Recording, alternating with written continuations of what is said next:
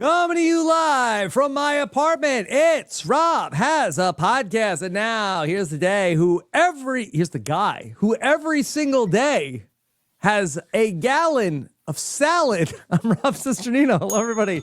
How are you, everybody? So excited. Who's luckier than me to get to talk to this guy, my old friend?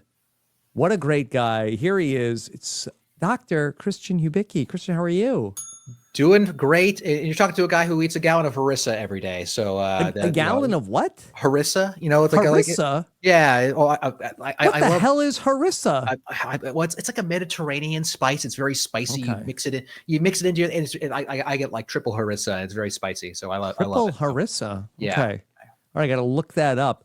Yeah, I was telling Christian before I came on, as I was inhaling my dinner, I said that it's not very impressive, but I eat about a gallon of salad. I don't know if you can, it's a solid for the most part, not a salad, but can you measure it? I mean, what would I say? Is it more like a cubic foot of salad? Well, it depends upon how compacted it is, because it's leafy, so it's going to take up a lot more volume. So I have this big bowl. Yes. And it's a big, I'm like Elaine. It's a big salad.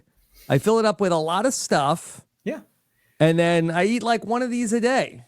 Well, I mean, so generally speaking, a lot of things, the foods that we'll eat for the most part, or even things like our bodies, their density is about that of water. So one way you would know the volume of a person is you just step on a scale and know your weight, and then you can therefore say what your volume is. Yeah.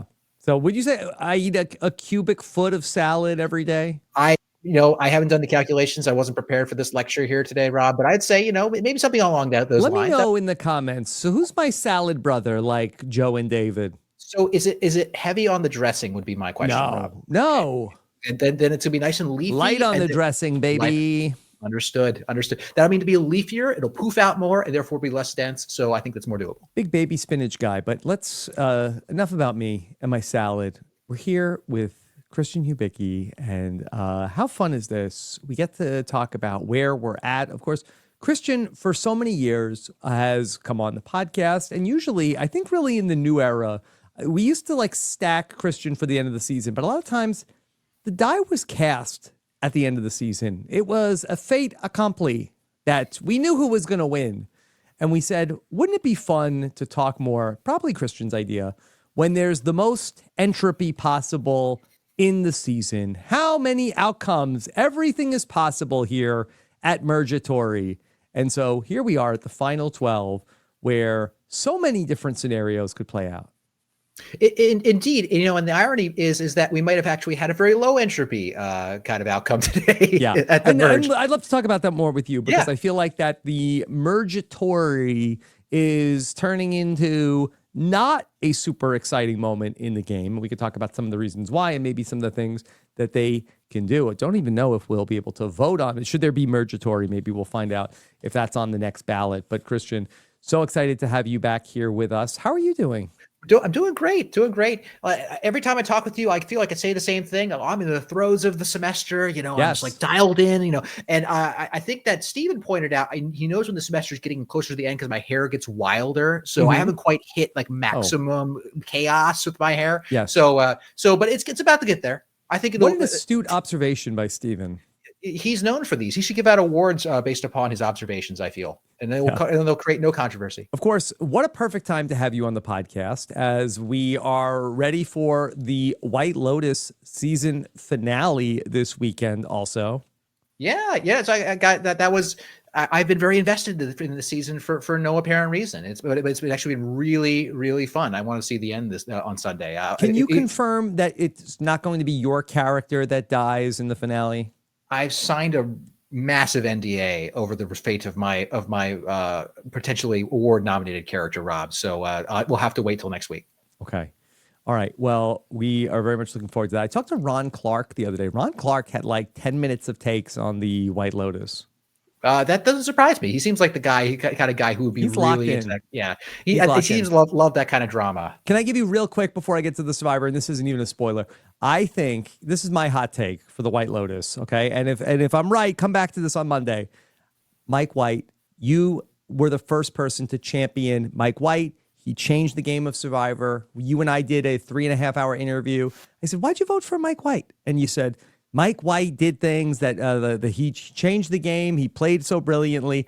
I just feel like that is Mike White setting us up for a big blind side. I feel like that everybody thinks they know, I know what's going to happen. He's going to do this and he's going to do this. It's so obvious. I know what's going to happen. And I just wonder, is Mike White making us feel like, okay, it's obvious. He's playing his idol. We know what's going to happen. It's definitely going to be that. And then I think he's ready to rip the rug under us and give us something that nobody sees coming. What do you think of that?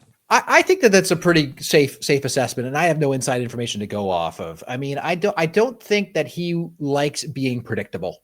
I don't think he likes writing things that are Everybody predictable. thinks they know exactly. I think he's showing us too much in the trailers and everything. I think that you're gonna get surprised on Sunday night. I think you're gonna get blindsided. I think you're on something here. I mean, there is something to be said about unpredictability, that sometimes you have to get the predictable result in order to ever be surprised. Like if you're always surprised, you're never surprised. And that goes for this. I'm really just leveraging this in, turning this into about the show in general, about Survivor in general, but the same goes for mysteries. But at the core, this is that show is a dark comedy with some mystery elements to it. So I think we'll be surprised. Because I think in storytelling, and I think that this is where the parallels to Survivor and, like maybe why Mike White was such a gifted Survivor player, you have to be a storyteller, where we saw like with Kyle and Kamilla a couple of weeks ago, they had to sell a story. They had to act and sell things a certain way to make Joe and Shaheen and Thomas believe that they were going into that tribal council, going to write each other's names down. And that's when Survivor is at its best, in my opinion. It was when the players are selling stories and the show is telling stories, and those mix up well together. And that's when the audience is most engaged. I'm assuming that that's a phrase, but yeah, it's but that's what it comes to. That's when people love a season. It's a great mix of storytelling and of the characters to each other and to us at home. When people accuse a season of being just a game of chess, it's because there's no narrative around the knight or the pawn that's intelligible to the audience, and that's when it disconnects and it feels like things are just happening. But when there's a story involved, that's when we're engaged. Yeah, I spoke with Charity earlier today. On Thursday. You can check that interview out on our YouTube channel. Watch RHAP.com. Did you have a chance to listen in to what Charity had to say? I did. I did get through most of it. I got off work and I managed to get almost all of it right before. So I might not have caught the very end, but I got her perspective, which was, why don't people like me? People seem to like me just fine. Yeah, I did feel a little bad for Charity because I felt like that her storyline the whole season was just that people felt like, okay, she's shady. But we didn't get to see a ton of shady things that she was doing. And I think she pointed that out, that as a player, it's one thing when you are told versus shown a certain character trait. And I think that while there's a lot going on in the show that is very much showing, and so we don't need to be told what's going on, I think Charity was very much, her story was very much a telling story more than anything. I think because we were kind of sold this idea that she was sketchy, that she's doing things too hard, the sort of one of the classic traps that people fall into. And we only saw like a scant few examples of that. And I mean, and if they have them, they will use them in order to show. I mean, I think the most prominent is how her suggesting that Star get her idol back got Game of Telephone into trying to flush the idol out so it's back in circulation, whatever the phrase was that Star used to Ava. And so that reinforced whatever narrative there was about Charity at the time. Yeah, I think Charity was a hard player. She talked about a lot in the preseason that she liked villains on Survivor. She wanted villains to come back, which is sort of like against the narrative of this season where that people are talking about, hey, it's time to bring heroes back. No more nerds. No more people that are like knowing the game too much. We need to bring back honor, loyalty. That's what this season is all about. And Charity was somebody who felt like that, her favorite players were, she liked Russell. She liked Jane from Survivor Nicaragua. She liked how Jane made her own fire and caught her own fish and ate it on her own. And she was that type of player. And she talked about, I thought this was the most interesting thing she said on the exit interview. She said it wasn't shown in the series, but Star actually said, I can't figure this out. Charity, you take it. And Charity put it in her bag and didn't do anything with the advantage and was content to say, okay, well, if Star is the person that we are going to vote out, I'm not going to give her the idol. Yeah. Yeah. Oh, sorry. Okay, what? Yeah. I was just gonna say that, but I said to her, I said, like, little did you know, it was finders keepers. You open Star's idol, you get it. Yeah. I mean, well, I think sort of circling back onto Charity's overall theory of the case as how she's going to play Survivor. She wanted more villains back, and while she comes across, at least in an interview, I thought she came out perfectly nice. I get why she might be confused, why she would be targeted as being someone who's sketchy. There is something about how the show manages to present us, and maybe it's really in the casting. And that if you're on one of these seasons and you're here with a bunch of people, you have no idea who they are. They were probably selected for a reason so that they read on television in a certain way. And you can put yourself in the view at the viewpoint of a viewer, that if I look at this person and I judge them like a book by its cover, what do I get? And if there's something about them that you feel a certain way, even if you can't describe it, you frankly should take it seriously. In real life, you don't want to do that. That's, you don't want to just judge a book by its cover right off the bat. But on reality TV, we're self-selected to be judged in that way. So I wonder, when it comes to someone like Charity, that even though she presents in a very kind way, can pay very nice compliments that are genuine, there's something about that people picked up on that they just got reinforced whenever there was interaction. Anything that they picked up on that they was like, we should get rid of Charity. Maybe that was it. And maybe that's not even something Charity even did. It's just you were put on the show because we suspect people will think this about you. I don't know. Yeah. And we had this known idol in play. And from Charity's perspective, it's like, hey, like, is anybody doing anything about this idol? Yeah. I mean, also, that's the thing. She was the one, as far as we can tell, that brought up the fact that, hey, maybe this shouldn't be out there. And then Star weaponized that against her, taking out the Eva. Mm-hmm. I will say, when we get to this whole idol situation that Eva had, it also surprised me that like Charity took the blame for that secret getting out, when a secret amongst 4 other people on Survivor that everyone saw publicly is not likely to remain a secret for long, but she took the heat for it. So again, it's so much of this is less about what was literally true as to who said what, why, and then under justification and for what reason, then it's going to get said, who's going to take the blame. Mm-hmm. And then for reasons that seem to be kind of trickled out throughout the season, it must be Charity. She's the sketchy one. She takes the heat. And frankly, at a crazy vote like this, with 13 people, basically consider it a first boot all over again. Think of it like that. And if you stand out for any reason, the votes just might pile onto you because no one wants to shake up a 13-person vote. Okay, Christian, you've watched 6 episodes of the show. Yeah. 5 of them were 90-minute episodes. I believe the first one, was that a 2-hour episode to kick off the season? So we've gotten to know these characters super well. You're such a great observer of everything in the Survivor world. What's been on your mind? Well, I think there's a lot of obvious things that you could zero in on. You could talk about Eva and Joe. You could talk about Say and Star, who are huge characters. They're natural, or the fact that Cedrek's been in the middle of the action for so much of this season, and you can really point to a lot of and how what an interesting underdog Mary has been. There are all these things that really jump out from a storytelling standpoint, but I kind of want to, for the moment, kind of jump past that to what I thought might be a subtler story as being really pivotal, and I think that's that's Kyle and Kamilla, and okay. I know that they were really big. They're really important in episode 4. When they that's when they flipped the vote around on Thomas. That was episode 4, if I recall, right? And they were really big in that episode. But there's something about how the show is making sure that we have check-ins with Kyle and Kamilla during this crazy merge as to what they think, where they want to be, and why.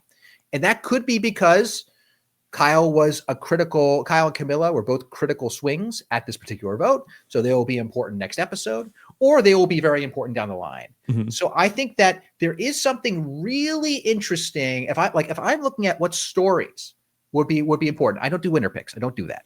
I don't do Edgic, but I just look at interesting stories that I find. I think that Kyle and Kamilla will seem to be, they're going to be important characters at some point. Those two. I don't know why. But I find they already are. I mean, they are. They already are. But like, I always catch that they're cutting to Kyle smiling. They cut to Kyle when he makes a joke that makes Jeff laugh, which makes me jealous. He would never laugh at my jokes. So good job, Kyle. Yeah. So they're important this episode, but I feel like that pairing, okay, even more so down the line. Great, Kyle and Kamilla. Yes. Do you think that this is a pair? And Jeff talked about it in the preseason, it's a season of partnerships. Do you think that this is a partnership that goes all the way and goes the distance together? Or do you think that this is the new era trope where somebody is going to turn on their ally? Flip a coin at this point. I mean, that's the beauty of it. We don't know. I think that's a maximum uncertainty there. I would suspect, and I haven't really ever talked about this before, I suspect that maybe Kamilla might be more likely to flip on Kyle. You're triggering me, Rob. You're triggering me while saying this, but go on. I'm sorry. Yes. I wonder, and maybe it's reversed. Maybe it's that Kyle might be more likely to flip on Kamilla, because I think that just sort of like the level one thinking is that Kamilla, smaller in stature, that we know about some of the gender dynamics which have been in play for Survivor, a tale as old as time, but kind of have flipped on their head in the new era. Maybe I'm sort of like the idiot old school person thinking like, hey, Kamilla might not get as many jury votes as Kyle if people may not see her. And maybe it has now at this point in Survivor 48, Kyle might be saying like, hey, the jury is going to reward Kamilla. I have to flip on Kamilla because nobody's going to give me credit in the final three if I sit there with Kamilla. Well, as a fellow decrepit old schooler, I took my Metamucil right before I came onto this podcast. Yes. And I would have a similar view, gender dynamics being a part of it, and specifically who's that jury going to consist of at this point? At the end, I would have assumed that that maybe someone like a David who's talking about how who's having some almost Andrew Savagian like confessionals about honor, integrity, and people he respects, and would vote for a Kyle over a Kamilla. But I mean, maybe he doesn't speak for the entire jury. But I will say there is a greater narrative you're talking about here, which is who is respected in this current point in time in Survivor. Where does the meta lie? There are people, and you see this crop up from time to time. From a previous season, you'd see Q saying he was worried about the Aubreys. Now, why there was like a 8-season delay on why he was worried about Aubrey, I have no idea. He's Q. I would never try to predict Q. But there is something in people's minds, often from somewhat recently, as to what the problems are. I mean, we heard who said this tribal in this season that I watched season 46. And therefore, I'm not going to go home with an idol in my pocket. It's Kyle. So what is Kyle going to take away from season 46? Is he Charlie or is he Kenzie in his mind with the Camillo? I don't know. I think it's interesting. And I feel like that both of them might have reasons to take each other out. And I think that could be really fascinating to watch. I think that those two game players, I think both who want to win, like, I think this is a scenario where the two of them, where there's been like a lot of times where we question, well, who is going to, why are people taking out their allies? It's too early. But I do think in the case of like a Charlie and Maria that they started to look at each other like, I don't know if I can beat the other person. Like, I think that could happen with Kyle and Kamilla. That could totally happen. I mean, I think the other reason I'm zeroing in on Kyle and Kamilla, and I apologize if I missed some key confessionals on this, with 90 minutes, there are a lot more confessionals to digest and take in. Just the mere fact that Kyle was saying things like, I want me and Kamilla to be unknown as a pair. And I'm like, how is that possible? Like, you went into a tribe swap situation down 2-3 and pulled off a really incredible social play to convince the other people that you were, basically this crazy heist that they pulled off together. And you're like, we don't want anyone to know we're working together. And the mere fact that he could say that so confidently, either he's delusional or he and Kamilla, they have somehow together evaded suspicion of being so tight in spite of that, which would be incredibly impressive. And that's one of the reasons I just really zero in on those two. She's almost being treated kind of like the +1 of that. There's this big, strong alliance of all the loyal players, and it's Joe and Shaheen and Kyle and David and Eva. And it's just like Kamilla is talked about right now as sort of like just like a hanger on to that group. I will say, like, I just even thinking about physically, when you look at this group, you have a lot of very tall, athletic built people on this season, or like, and a few people, I'm just pulling this off my head, so I could be wrong about this, but it seems like there aren't many people with like shorter stature, and Kamilla, might literally fade into the background behind some of these folks. Like, she could hide. And jump ship or something. Anyway, I really like Kamilla. I really like the way she's positioned herself. As long as people don't feel burned by this, somehow a much closer vote than I thought it would be. As long as it doesn't burn Camilla's bridges with the people that she didn't vote with. In this case, we're looking at, that's David, Eva, Mitch, and Shaheen. You're talking about this vote for Charity. Yeah, vote for Charity, yes. So did you see this as a vote that there were two sides? I thought there was. Mitch looked very surprised. I believe Mitch was surprised, but yes. I wonder that for other people or for other folks, was this a bit of a vote split? Was this a shot across the bow? Because the 5 votes that came in for say, it was Mitch, David, Eva, Shaheen, and Charity. I can't imagine that Joe isn't on the same side of the vote as Eva and Shaheen. That's what I wanted to break down. So why this vote? And there's a couple of ways it could have been. It could have been just a vote split in case that there was an idle play or a shot in the dark play. That's entirely possible. I had a hard time reading Eva's reaction. She looked like she was a little bit teary. I didn't know if that's because she was like, "Oh, I feel bad for Charity," or if this was a bit of a surprise to how it went down.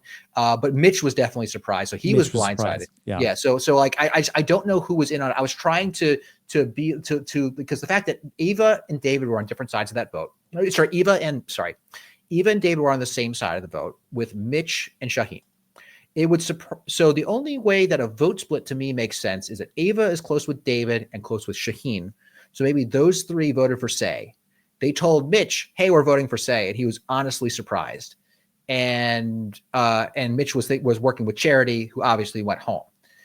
So that would leave, so a lot of people betrayed Mitch in that case. And the vote split would have been Eva plus a couple of other folks from her alliance, and everyone else piled on Charity. Yeah. I don't think that there was anything too nefarious there in terms of like the 7-5 split vote. Yeah. So if that's the case, I think that I just thought that with Mitch being on the outs, it kind of surprised me that he was in that position. I guess he was opposite to Say. The other question is, why did Say vote for Cedrek? And why did that happen? And I have 2 hypotheses. One was to fake some kind of malice towards Cedrek, and the other is actual malice towards Cedrek. Those are the two reasons I could think of. Who knows? Who knows? But Say was upset with Cedrek to start the episode, but then Cedrek explained himself, and then it seemed like apology was accepted. I wonder if the second theory could be right. Is Say trying to potentially make it look like she's not getting along with Say. I had proposed last week when Say was kind of getting a little chippy with Mary on the mat when she accused Mary of not winning with Grace. I had thought maybe is Say doing that to sort of like make people think, okay, she's not close with Mary. Could this be the same idea with Cedrek? I certainly would not put that past Say. I think that Say is the kind of person that would try to outgame the other person, like the great Vizzini or whatever they're called from Princess Bride. It's like, is the poison in my cup or your cup, right? And she would try to play that aggressively, and therefore just try to turn up chaos. Act like the opposite of true, with that is actually true, just to try to throw people off. I could totally see her doing that, especially after. It'd be one thing if Cedrek had actually blindsided, Say, in a malicious way at the previous tribal, and their last impression of Cedrek was the tribal with Justin, where she was literally going to get voted out. But after this, I mean, I think it should be clear to say that, like, hey, Cedrek just did you a solid after that tribal council. You didn't, and so it makes me wonder if, in fact, if this was, I can play up this alleged feud between me and Cedrek. Everyone knows we're doing this, and she certainly plays hard enough to make that kind of move. In fact, I would say if there's ever a player, I apologize for making a Blood on the Clock Tower reference, but we have been playing it a lot recently, and we released a new video, and it's been a lot of fun of us playing. And it's a social deduction game where someone like Say would be like the best like player on like the evil team. And I mean that as a compliment, because she would just do something so aggressively weird that you'd be like, what was that? Does that mean all of my deductions as to what Say is or is doing are wrong? And then it would throw me into a tizzy, and I wouldn't know what's happening. So I feel like that's what she would do. But watch me be wrong at some point, weeks from now. Say is like, no, I was just mad. I voted for Cedrek. Who knows? I enjoy Say so much in this season. I think that she's been so fun to watch, and I think that she, has given us so much as a viewer. I think that, she is somebody who, she may have a moment of frustration, but I think that she can also laugh about it a lot and, realize, okay, I was frustrated, but I'm having fun. She bounces back. Yeah. And I think that's something you want from a Survivor player, that crazy things will happen, but you don't let those things define you for the rest of the season, especially if something unfortunate happens to you. I mean, just random elements of Survivor that are bad, and so you have to just take them as they go. And if you turn every one of them into a slight that you never forget, then that's going to be a problem for you. I am curious how the opinions are currently with Cedrek for her. She gives a lot for the camera, and I will say, puns are unavoidable, that shot of Charity running for the advantage, and then out of nowhere, Say comes and intercepts. It was a beautiful shot. Some of the shots are beautiful. Jeff talked about that on the On Fire podcast. Yeah, the camera work. The camera work is fantastic. That manta ray, that underwater shot of the manta ray with, I think it was manta ray, with the remora attached to it, doing a somersault. Oh man, give these camera operators. They work hard for what they get, and they're always around to catch gold. And Say is certainly willing to give it. Yeah. Okay. So I'd love to talk about the vote last week where Cedrek decided to turn it around on Bianca after she told him that she had no vote. Yes. So that's another fascinating tribal council. I mean, there have been some really interesting ones between this one and then the crazy tie break tribal council, which definitely did not eject any hair follicles from my skull. Zero, none. This was a fascinating sort of game theory to what was happening. I mean, I could see what they were all thinking. I could see what Bianca was thinking. I have been representing myself as a person who has a vote, and therefore this will not be close. However, it's going to be revealed at tribal that I do not, if I understand, because there were 5 people You know, you had Say and Cedrek on one side, and you had sorry, I'm trying to remember who you have Mitch here. and Chrissy. Mitch and Chrissy on the other. Thank you. And it would have been crossfire and then a tie, and then they would have to break the tie. And I think that from her perspective, it makes total sense that Cedrek is not going to stick to a tie and draw a rock for Say, based upon what we know is going to happen. And so the way this is all going to go down, Cedric's going to be on our side, but I want to make sure that I've clued in Cedrek so he's on my side in case there's another vote thereafter. I get it. I totally get it, Bianca. And I think that, it came down to, what it seems to be a misread by Bianca as to what Cedric's actual motivations were, that he wasn't as out on Say as she thought. And this gave him an out to get rid of someone an easy out that was someone other than Say. So it's fascinating. And I do not feel like I feel horrible for Bianca, because what a wild interaction of emergent motivations. So I felt like that my takeaway after watching this episode was Cedrek felt burned by Bianca. I don't think it was necessarily, I think all week we talked about this, like, well, what was best for Cedric's game to vote? Should he have voted out Say? Should he have kept Bianca as an ally? Yeah. I mean, if we're to believe Cedrek at face value, and Cedrek, I feel like in this game has been a lot of different things, but I don't think that he's necessarily a liar. I don't think that he's somebody who really misrepresents what he's feeling. If anything, he's been a truth teller, Cedrek. And when he found out that, Bianca was trying to play the two sides against each other, I think that for him, that was like, you played us the whole time? All right, well, now you got to go. I think you're right, Rob. I think you actually got truly what he was thinking. In my head, and I think that became more clear this episode, and I never realigned my thinking after the previous episode. I saved all of us. That we almost made a huge mistake tonight. We almost went and we basically did crossfire, and the only reason we did that is because Bianca doesn't have a vote and she lied about it.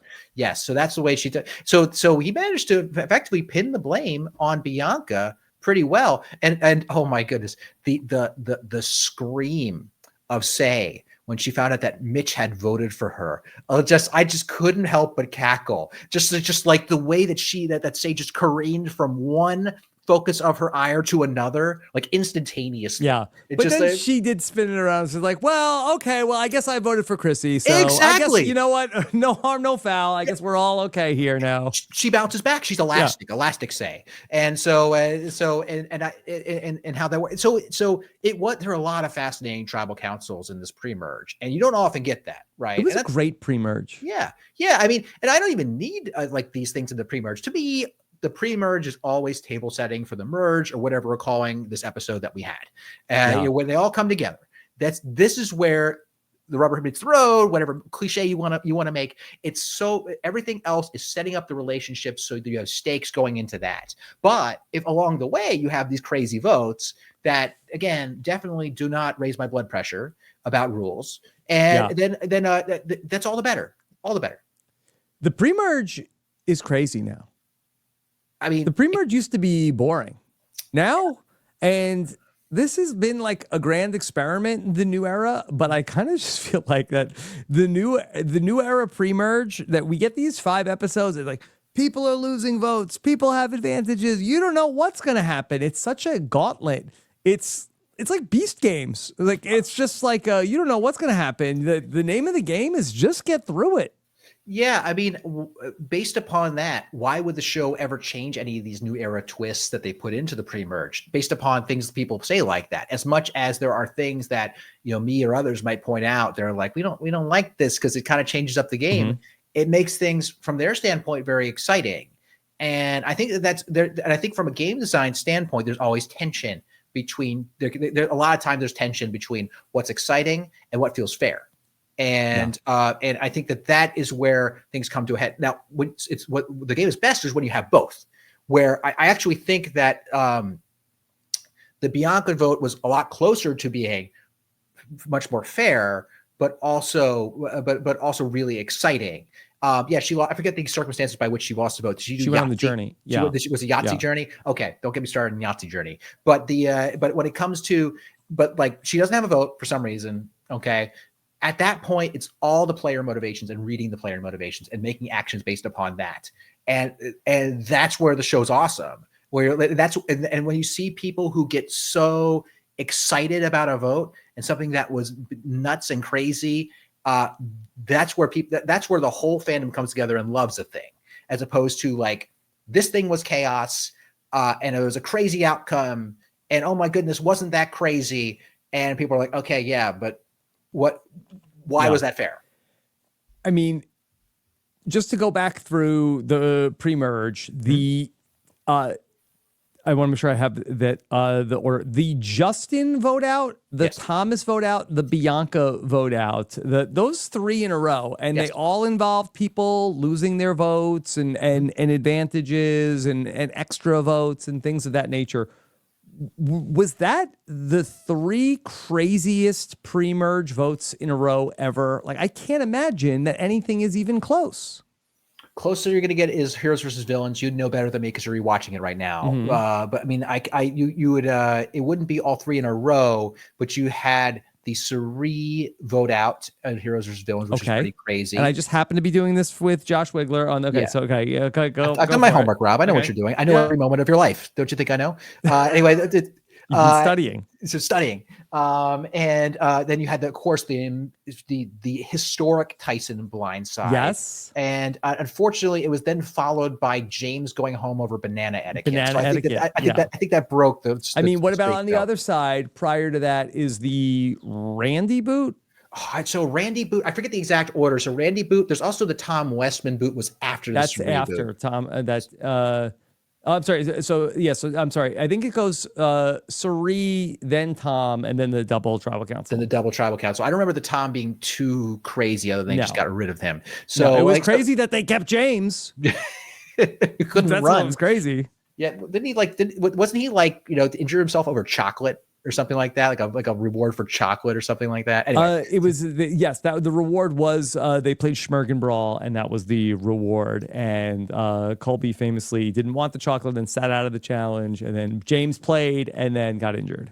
Yeah, that'd be me, Jeff. So that's yeah, I think that your point stands. That those 3, I mean, the first of which is the Justin Tribal Council. I mean, crazy by any stretch. We could argue about the rules interpretations as to what should have happened, but frankly, that's actually kind of irrelevant. But more on that in a second. Then you had the Bianca. Then you had the Thomas, then the Bianca. Yeah, there's a lot of great. Those are 3 great pre-merge tribal councils. Yeah. All right. So, Christian, tell me, what else has stood out to you here in Survivor 46? Okay, so we've talked a lot about Say. I talked about Kamilla and talked about Kyle. I think we got to talk about Joe and Eva and their sort of relationship in the game and where that puts them long term. Yeah, this historic moment on the show, very touching, and it is interesting to see such an open pair in the merge. And I will say, actually, I have a connection to Eva. I'm not sure that Eva knows this. Eva and I actually worked in the same laboratory, same science laboratory years ago. We did not overlap, but we actually worked in the same science lab. It's actually pretty crazy. So that I found out this is the case. So anyway, so it's a now, fun, but the work that she does, what fields of study is she in? Oh, she's a PhD student in mechanical engineering, I believe, at Brown. So she does fluid mechanics. So the laboratory I do robotics. But so the connection is kind of strange. So I spent some time as a postdoc working in a laboratory that they research what we call granular materials or sand, grains of sand, granular materials. And makes sense. Yeah, makes sense. The grains of sand. And of course, robots, sand. Basically, it was how do we get robots to walk on sand was the project I was working on. Okay. And the fun thing about sand is that you take a clump of sand in your hand, okay, and you kind of squish it, it behaves like a solid, right? Okay. Yeah. But if you kind of not a salad. Not a salad, Rob. Don't get too hungry. Don't eat the sand. If you then take your fingers and you spread them apart like never eat a salad on the beach. That's a really good advice. That and more from Rob. It also looks a little bit like the like couscous. So don't eat it. Or not couscous, but anyway. So if you open up your fingers when you have sand in your hand, it flows out of your hand like water. Like, so it actually, granular materials like sand can behave like a solid or a liquid. And so you can either analyze it as a solid state or in a fluid mechanics state. And that's actually what Eva does in her PhD, is she works, I believe, in a fluid mechanics laboratory. I mean, I think that you see the one shot of her in the opening episode in her PhD program. It appears that she's in front of a water tunnel. So we're both mechanical engineers by degree. So that so it makes sense we'd overlap. So well, look, I don't have Eva here. I have you here. I'm sorry. But maybe you could explain this to me as in terms of fluid mechanics. How is Mary able to move across mud like this? Explain that to me, because it's boggling my mind. I don't even understand the physics of this. So first off, it's amazing and awesome. I love that. And if you don't know what I'm talking about, if you're listening to the podcast, like not even Eva doesn't even do like the backstroke. She's just like on her back, like it's almost like somebody's pulling her with a rope underneath this obstacle. So she changed the game. Nobody's ever going to go through the mud again on Survivor face down. So many of these challenges are about technique. And you can do things to get stronger, you can do things to get more flexible or balanced and things like that. But if you thoughtfully look at a challenge here, like Mary did, she determined that if you're going underneath what is like a ladder like a ladder on the ground, and you're going to go underneath of it, and underneath of your back is a slip slidey surface. Basically, you could try to climb that thing like it's a ladder, except you don't have to exert all the effort that you would to raise yourself up and fight gravity. You just slip slide along. And that's enough. So technique is very important. And in fact, I don't say enough good things about Bea Nguyen from my season, but she would always tell us that. It's like, it's not about strength, it's about technique. And she was right. She's right. And so and the same thing here. In addition to that, so she's slip sliding along on the water under the back.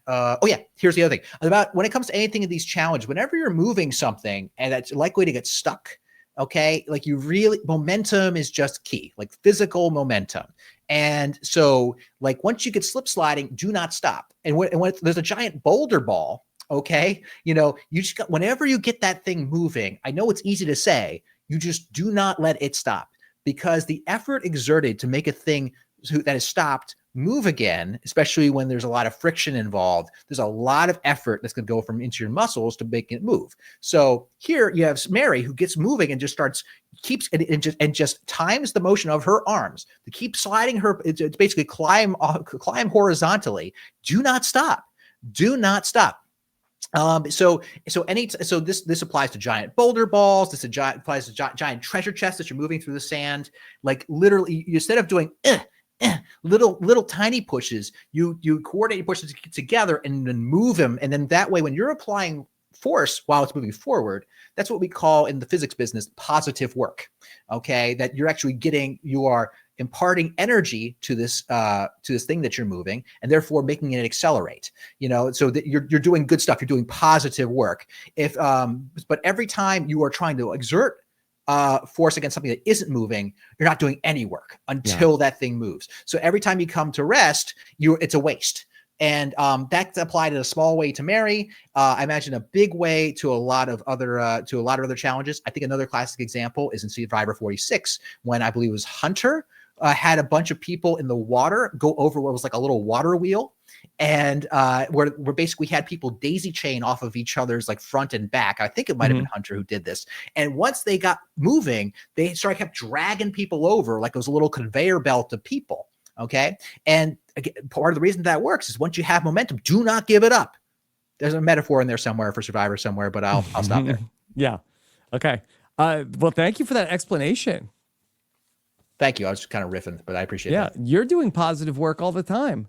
You know how to flatter a guy. It's my job. It's my job as Professor Rob. Teach people about physics.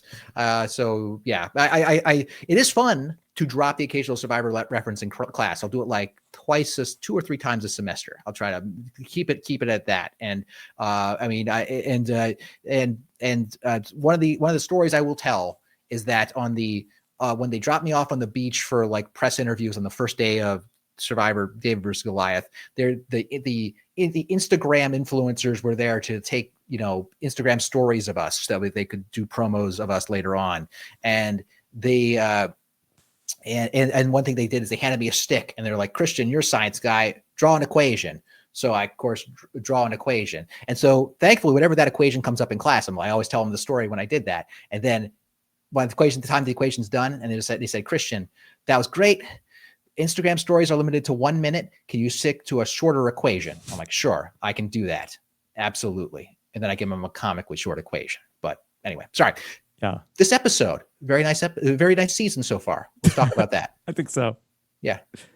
You mentioned Mary gliding over the mud. I think that she's such an intriguing character in the season and in her positioning because she doesn't seem to want to go back with, say, and Cedrek, but she's sort of left out of the big power alliance. She said she didn't really want to vote out Charity. She felt like that Charity isn't dangerous. She's a turtle. Say is a snake.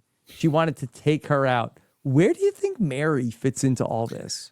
I think that Mary has a great chance of flying under the radar for a bit and finding an option. At least I hope that that's for her, because I do enjoy her presence on the show.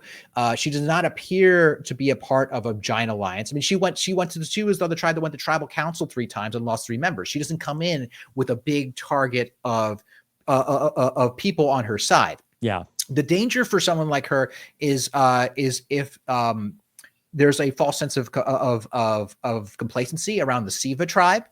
And it could remind me a little bit about what happened in Survivor 45, when people are like, oh, the Reba tribe, they happily picked off one of their own. The Reba tribe, they're not really together. And all of a sudden the Reba 4, they're lock solid and they're running the game. Yeah. Right. At which point, when you're on the outs, you're very much on the outs. But I think that for Mary, I think that she's in a really great position because I've been saying that I think that this merge is a little bit like Survivor 42. And I think that Mary could be on a similar trajectory to Mary Ann. Now, Mary Ann was part of the Tuku. No, that was a different. Yeah, but Tuku tribe. Tiva. No, I think Tuku tribe. I think, right? Okay. I was on the Tiva tribe. Yeah, I don't know. It's something with T. It was with T, and Mary Ann it was her and Jonathan and Omer and Lindsay. And those 4, they ended up like going and making a deep run into the game together. But Mary Ann was kind of on the bottom at the merge. And I think that it's interesting where sort of you have this like group, this power group. And this was a little bit more in the early seasons of the new era where you sort of have like a power 7, a power 8, sort of like in the middle. And there's a few stragglers on the outskirts. And this season, I'd say those stragglers are Mitch, Chrissy, Cedrek, Say, and Mary. I think is like a round out and Star maybe, but Star might be sort of like absorbed into the power group, might be a 7 or 8 number for them. But I think that there's going to be a little bit of like a bloodletting of people going after the people on the outskirts. But the players that can survive that, I think are going to be in a very interesting position because the big power group is going to split. It's going to break. I don't think that they run the table as much as we believe in honor and loyalty and integrity. I don't think that big group in the middle of the game is the final 7 or 8. I think it splits off at some point in between there. And Mary is such a ripe number for one side to get the jump on the other.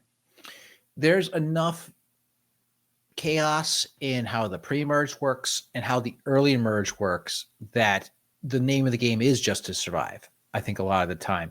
I mean, especially when they're doing these split tribals. Did they imply a split tribal? It's been implied. It's been implied. Okay, so yeah, it makes sense. It's even number. It's going to either be at 12 or 10.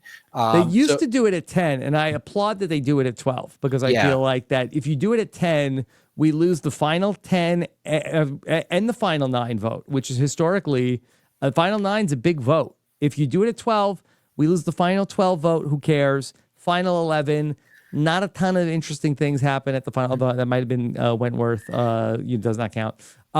But historically, there's not a lot at the final 11. Yeah, I think that's true. I will say that it makes a lot. The entire game up until the final 10 feel like it's just all right. What, like you said, Beast Games. I haven't seen Beast Games, but I think I've seen enough. You get the idea. You get the idea. What it's just chaos as to who goes. And then the final 10, you're like, okay, now let's actually have some normal votes. And let's actually some planning. And that's where the game, like, you could actually plan on any. We're going to start playing Survivor at the final 10, and I think that the production has done a good job. Really, I think since season 45, really, and maybe even 44. Like, I feel like that from the final 10 on, we've had like pretty normal Survivor going up to the final 4 fire making. But I feel like 10, 9, 8, 7, 6, 5. Are all normal Survivor votes. And that's, I mean, as much as I can give credit to the pre-merge of these seasons, we've seen that before too. I mean, there's sort of that Sabaya Tribal Council and for Survivor 45. I thought that was a beautiful one. But my favorite elements of any of these seasons have been like that mid-merge to late merge. Yeah, you know, that's where it became fascinating. Where it all happens. It's where it all happens. I mean, to the point where it might turn the entire opinion of the season around. I guess my question would like, is all of the chaos that we get in the first half of the game necessary to achieve that final 10? And I don't know the answer to that. I don't know if it's necessary or if it's just there. And then sometimes we get something really interesting. Sometimes we just get hot mess tribes who just lose all the time. You know, I don't know if that's necessary, but I will say that final 10, I mean, Survivor 47 was a real high. I really loved that season. Like it was a real high watermark for me in terms of watching Survivor in a while. And I think it is particularly because of that window of time. And we kind of went from a point from the like right before like the final 10. That's where we lost Tiana and kind of like this sort of crazy, what felt like an unfair thing to Tiana. And then it's like, oh, I remember, oh, this kind of stinks. Then all of a sudden it's great. Like, do we need one to have the other? I'm not sure. Yeah. I didn't think it was super unfair what happened to Tiana, for the record. Okay. Well, she was with her entire tribe. It was like her tribe went to a tribal council. Yeah. I guess that there's that. I mean, I think it would have been more unfair if Rachel got voted out. Look, there are many unfair things in the world, Rob, of varying degrees. Doesn't make any one of them not unfair. Mm-hmm. But I think that what it is when you have no time to plot. Yeah. And I think that, and like when I think back to the history of the show, the times where where a boot felt least earned, it's when, these people went to tribal council. There was almost no time to plot. Now, I can be in my head sort of making it seem more unfair than it was. I think an example might be Michelle Yee, and I believe you covered her in some detail on your burning questions in season whatever you did that. Where like in my head, I was like, oh, that Michelle Yee, that poor Michelle Yee, she was screwed. There was nothing she could do. But I believe you went and said, like, oh, actually, I went through all the details, and there actually were things that really made a lot of sense as to why she goes. Like, oh, okay. So maybe this is all just bias from my reasoning of the past, but I still feel that when people are forced to like completely upend their plans for reasons that are hard to predict, that's when it feels unfair to me. Yeah. Jeff on the On Fire podcast talked about this, and he chalked it up to being adaptable. That's the ultimate skill in Survivor. I tend to say in moments like that, hey, that's Survivor, baby. You just get lucky or unlucky. It's a bounce of the ball. It's the Survivor gods. And then Survivor deals you a blow. And then I do think that that's part of it. It's not fair, but I do think that that's part of it. Part of the experience is how can you adapt? How can you roll with the punches? Yeah, I understand the point. I feel like there will need to be randomness in Survivor in order for it to be interesting. And randomness will inevitably deal someone a bad hand that can result in them going home. I get that. But if you're designing a game, you have control of the type of randomness that's involved, right? Like if I'm at the blackjack table, okay, and I'm looking at the cards and I'm like, okay, I'm not laying on a good hand here. I have to hit, even though I'll probably bust, but based upon this, what the dealer's got, I have no choice in the matter. and I draw a good card, and all of a sudden a meteor falls onto the table and blows up and blows all my chips away. I was like, that's a different kind of randomness that, granted, I had no control over, but in this game, in this analogy, production threw a meteor onto the table. That's an extreme example. Nothing that's done has been quite that far. Yeah. But I think that to pretend that all randomness is equally okay, which I'm not saying that's what you said, but I've heard people say things like that. It's I disagree with that. Yeah. I mean, we don't celebrate the players that get good luck nearly as much as we, talk about the players that got the bad luck. Look at Mary, who, lost her vote. And then, and there was skill in that where she handled that ridiculously well. But ultimately, she plays her shot in the dark and hits it. Had it not been for that, she would have gone home. Yeah. So the shot in the dark is its own debate as to whether or not that is a good example in the game. I know what they're going for, but I think that the point I think you're getting at is that is more satisfying when someone was dealt a bad hand and overcomes that as an underdog, as a viewer. And I think that is really satisfying to watch. I think Rachel's a great example of that. I mean, there was some debates as to whether she had good or bad luck at different times. There are definitely times where she had bad luck. Was that? She had both. She had both, exactly. But I think but I think that the times that she overcame based upon bad luck, I think we remember those things, especially when you have to do something clever. Rachel is like playing her shot in the dark just for the purposes of not having to vote for someone she's worried is going to go back to camp that night. I forget that she said something like that, but like that's clever, and we admire the pluckiness. And if there's ever an ethos to Survivor, it's that never give up. Never surrender. It's like hard work will win out. Cleverness, never, ever give up. Yeah. I say it all the time. I mean, that's what the show is about. Yeah. Yeah. I mean, there's a reason that for the longest time, the most reviled people on the show were treated like were the quitters. And I think only over modern reinterpretations, we realize that, oh, Kelly Purple had no clothes. No wonder she wanted to quit after, 30 days in Nicaragua. Right. But like, that was the ethos of the show. Like all these people, they quit. Yeah. We're going to change the rules to make sure that, but the show evolves. And, but yeah, that is the ethos, is perseverance. Okay. Who else is an interesting person for you as a viewer of Survivor 48? Oh, I mean, Star, this is a great episode for Star. Very fun episode for Star. I think a lot of good character moments for Star. I think that Star is one of those people that when she does something, Star is born. Indeed, they are.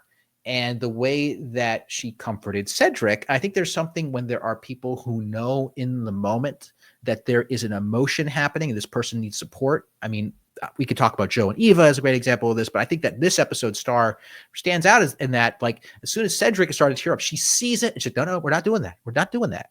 And I think she met him where he needed to be. And that's something that, I can relate to. I mean, sometimes you have a student come to your office and they're not having a good day.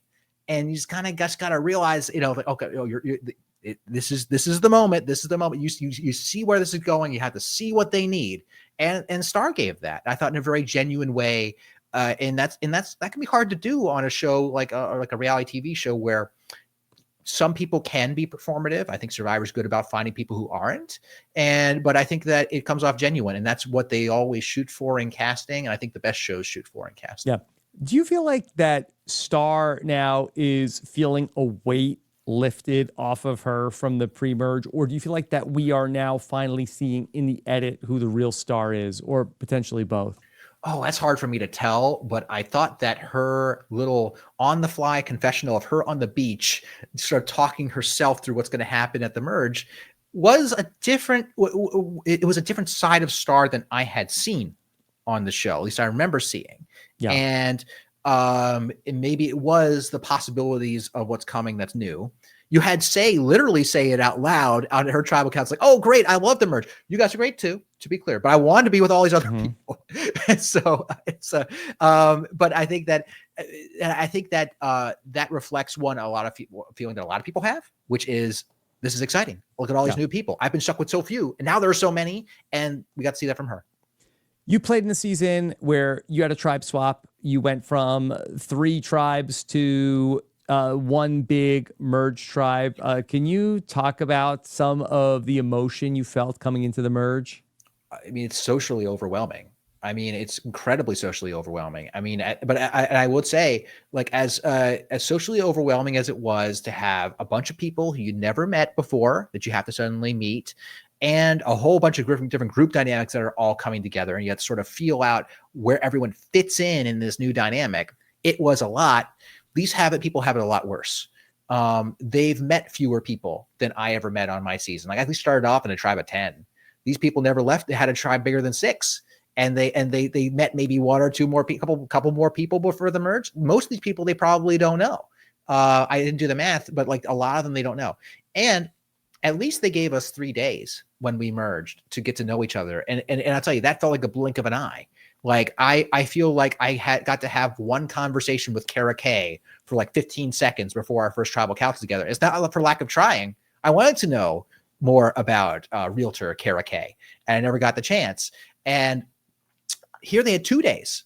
Yeah. And for a tribe of 13 is an incredible amount of people. And that's why I say that this starts to feel like a first boot situation all over again. You talked about this 13 person, like how this can end up being a bit of, who can we just get rid of kind of tribal council. I think it's been like that for a long time. Maybe there were a bit of blips when they're taking away half the tribe's votes in the early 40s. But like, I think that what can you do? Yeah. Let's say that person stands out, please. Yeah, honestly, it hasn't been that way. I think since the first and second, and really, I think that the only one I talked about this with Steven was I feel like that when Lydia got voted out in Survivor 42, that was the only time where somebody strategically took another person out, where Gabler was settling a score. And in Sydney was sort of like a person who her tribe didn't really want. Josh Wilder was somebody that his tribe didn't really want. Caleb was like going to be a unanimous boot if it wasn't for the shot in the dark. Mariah was somebody that it was like that. I think the Sega tribe like tried a little too hard to protect, and maybe that was a little of a strategic move to take her out. But then Rome was persona non grata, and then it was the same with Charity. So this mergatory boot, I do think, and Steven pointed this out last night, it is a little bit of like, hey, we all just want to get to the merge. Like, let's just like find something safe and everybody just get behind it. I mean, ironically, then the idea of not earning the merge and then casting in this way as the show does might be encouraging safer play at this odd numbered vote. Yes, it's a big odd number, but it's still an odd numbered vote where back in the old school, which Rob, you and I are both elderly in the Survivor era. Like, that's what the odd numbers were the big swings. That's where Tony would wake up on the full moon and do some kind of blindside on season 28, and then go back into a slumber on even numbered votes. And so we lose that 13 that vote at 13 as being something that's really impactful and strategic. I don't think it's the end of the world. I think that it might be I think that might be very, very hard to get them to do something else other than that at 13, because there are just so many people. I can't tell you. That means if you want to marshal a blindside, how many people do you have to loop in? How much momentum of a vote do you have to swing to change a 13-person vote to something else? A lot. Can I throw something out and you tell me if this is a good idea or bad idea? And I know that Jeff talked about on the On Fire podcast, they love this big giant challenge at the merge. So I don't expect this to change anytime soon. But the second part of the challenge, which is for individual immunity, if we just started and did a 13-person challenge and it's like, all right, the top 7 people here today get immunity, they earn the merge. The 6 that don't, you're vulnerable tonight for elimination. So basically, we have individual immunity. Top 7 finishers are not vulnerable. And now we have to like kind of make a little bit more of a strategic choice of this group, who are we gunning for? How different is that in format from Survivor 41, 42? There was an hourglass in Survivor 41, 42. So basically, whoever wins loses. But aside from that small detail, but yeah. Outside of that, they drew random teams, Mhm. and basically your random team, if your random team won the challenge, and but the tribes, it would often be a lopsided thing. So you might have like all of the strong people on one side and all the not so strong people on the other side. And if it was a fair challenge, where the people, anybody could potentially win the immunity. To me, it's like, okay, I won. I was in the top half of the challenge. Okay, I earned the merge. I'm in, and the bottom finishers now they have to scramble. Interesting. And so, but mechanically though, in 41-42, there was basically half the tribe that was not eligible to be voted for, if I recall. And so That's it's like, correct. so there is that element. And I will say, back when we talked in those seasons, I actually was very hopeful for that format to be one that would be to shake things up. I think I think the most that they succeeded is when I think they credit Omer as being a guy who shook up the Survivor 42 vote to get out Lydia. And he didn't even have a vote. And that's he didn't beautiful. even have a vote, and Yes. he did it. And so I think that what it does, I think it sort of like forces there to be some loyalty tests and some like, hey, do I save my ally? Do I like try to change and my ally's in danger? Do I play my idol here tonight? Whereas I think everybody is just like, okay, here's this disposable person. Everybody just pile their votes on this person. So are you suggesting that if you had half the tribe that was immune, everyone still votes, but everybody still votes? Yeah, I think that was always the case. Yeah. I think that should be the way it should go. And I think one thing there. So I think that there is. I haven't given up on the idea of there being some kind of mass immunity. I mean, in a way, it's kind of like just like a one world twist where you still have tribes and they compete. And I don't know. That's not true. They all vote on one person. Forget I said anything. But I'm not out on it. I think I'm not married to this. I'm not going to die on this hill, but I just think that it's these votes here. Everybody just comes in, and I think because it's such a big deal of like just get through this vote and you made the merge. Yeah, I would. The spy solution is just merge them. Just merge say them. Merge. Just say they're merged. I mean, I look. They want to run the show. They want the way they want to run the show. I get it, but just merge them. Just merge them. And I mean, a great example is a person who took advantage of such a thing was your prior guest, one Ron Clark, at his merge. They actually pulled off a pretty crazy vote at when they voted out Joey Amazing. It was like I'm not sure if it was one of those plurality votes, those fancy things, or what kind of fancy nonsense it was, but it was a crazy vote. It still happens, and it's not the end of the world if that one merge vote is just a little bit, it's a little bit predictable. It's not the end of the world. I think that we shouldn't be doing things that would encourage people to play it safer than they already are. Yeah. Last night, when I was talking to Stephen Fishback, he said that this big group that's come together at the merge, he said it reminded him of Survivor David versus Goliath and the alliance that you were a part of, the Strike Force 6.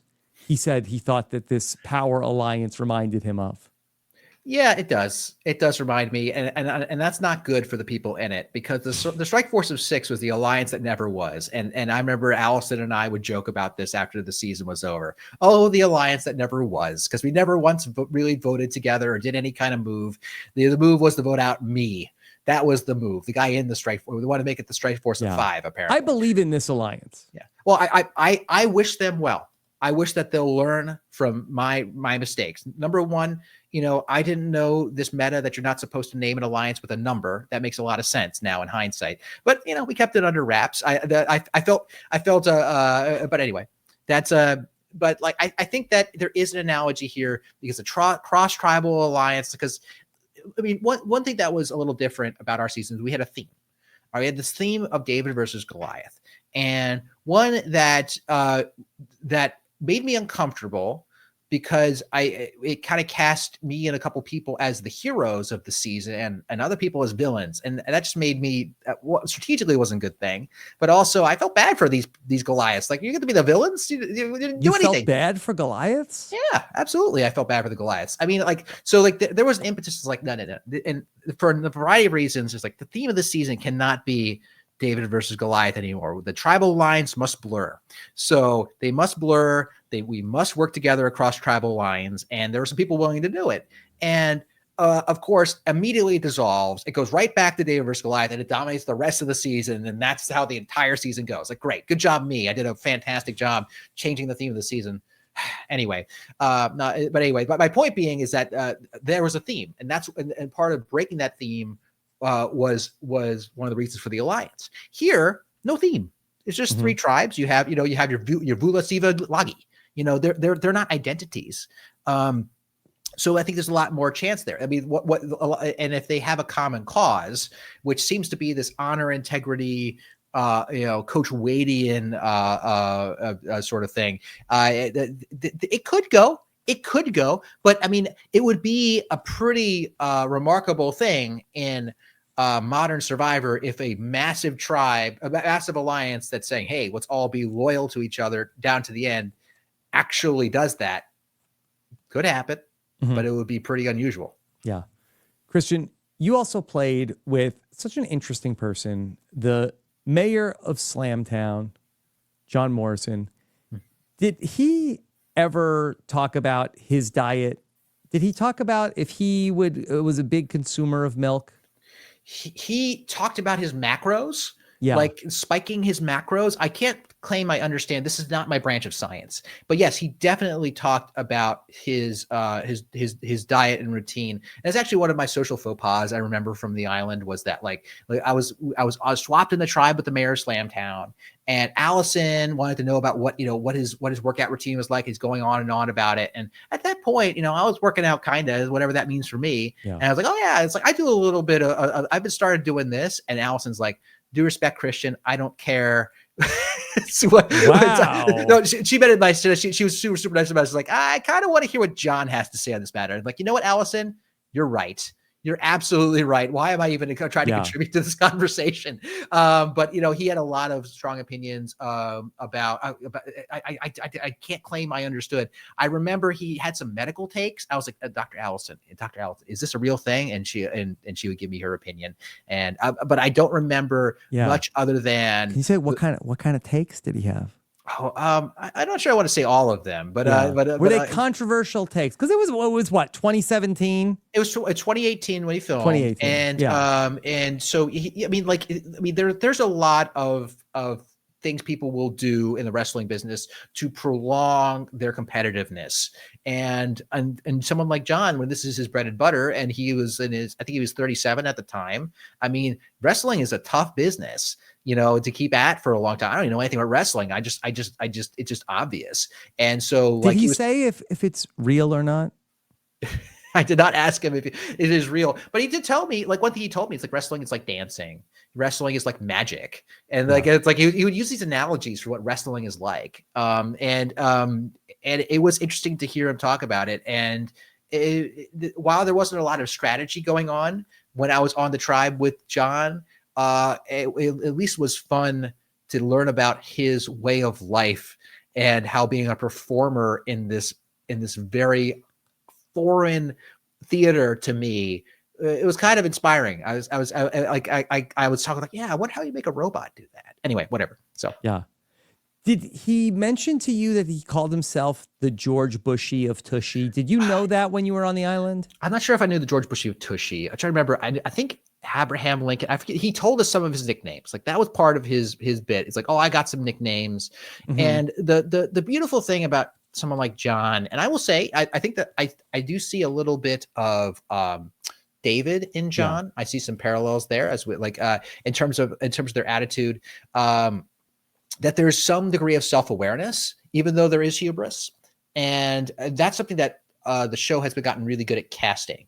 Like you might get a character like a Chris Noble in the past, who's they are that character. They do not deviate from this note that they have, which is funny. But at no point do I remember but I think that what's interesting about a David or a John is they have a pivot to something that's very genuine and real and is not part of that character. John was not always the mayor of Slamtown. And once I realized that he was not always the mayor of Slamtown, I knew we'd get along just fine. And just like I know David is not always David the stuntman. Yes, he loves his gallon of milk a day. But there seems to be something relatable to David, at least to the rest of his tribe, that people gravitate to. What about Hot Cop Dan? Was he always Hot Cop Dan? Well, the Hot Cop famously went from David to Goliath. I believe that was his story. Yes. Like, he did not show up. He didn't show up like this. Was the phrase that he would use. He went and he got really cut, and then became the Hot Cop. And also, he used to be whole milk, but now he's 1%. Now it's 1%. And I think, I'll never forget when I went home and I found that he, would pose for the covers of romance novels. I'm like, wow, this is, and I would sometimes show my class like, oh yeah, these are the people I would play with. And I would show a picture of John in his one of wrestling outfits, a picture of Dan on the cover of romance novels, a picture of me on a Saturday morning in the robotics lab, hair frazzled from a deadline with holding a Starbucks espresso in front of my computer. Like these were my cohorts. But I got to say, they were very welcoming to me. And I always appreciated that. And I think that there is a welcoming attitude to these people on this season toward each other. And so, but, even when there are rivalries, there's an understanding. Look at Mary and Say. They seem that they at least half of them have an understanding with each other. I'm not sure, which half, but yeah. Now, last night, Jeff Probst talked about a robot at one point. He mentioned the robot as a dance that he could do, somebody might be doing at a house party. And there was a lot of an extended analogy, one of the more extended analogies that we've seen in the last couple seasons about Survivor being like a house party. Now, do you have any experience with house parties, Christian? Extremely little, Rob. I find them loud, and it's not my optimal environment when things are loud. I cannot talk when things are loud. I cannot listen when things are loud. So I often sit on the couch and wait for the night to come for. Do you see any folks ever doing the bossa nova? See, the bossa nova, that implies that I know what the bossa nova is on site, which I do not. I don't know either.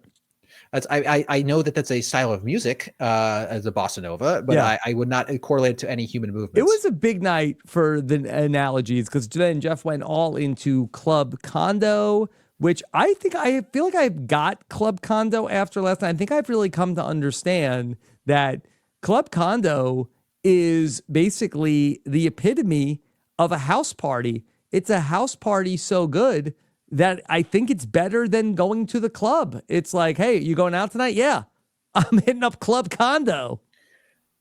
Sure. Yes. Absolutely relatable to me. I was just like, I think so. I think that, but like, it is interesting when Jeff picks up on the analogy and he's just like, I'm going to make the analogy, right? He's going to drive it through the tribal council. I mean, like, I think that the players really got the memo that the way you get through tribal council is through the careful deployment of analogies.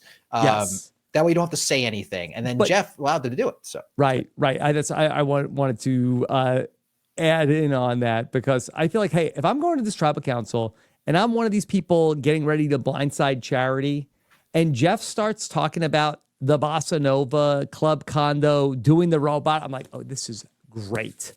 Blindside going perfectly tonight because and what if somebody was doing the limbo? Oh man, like everybody's just all piling on, and the more we're being wacky, the more we're being jovial, like perfectly, like there's no talk about this vote that is in any way strategic.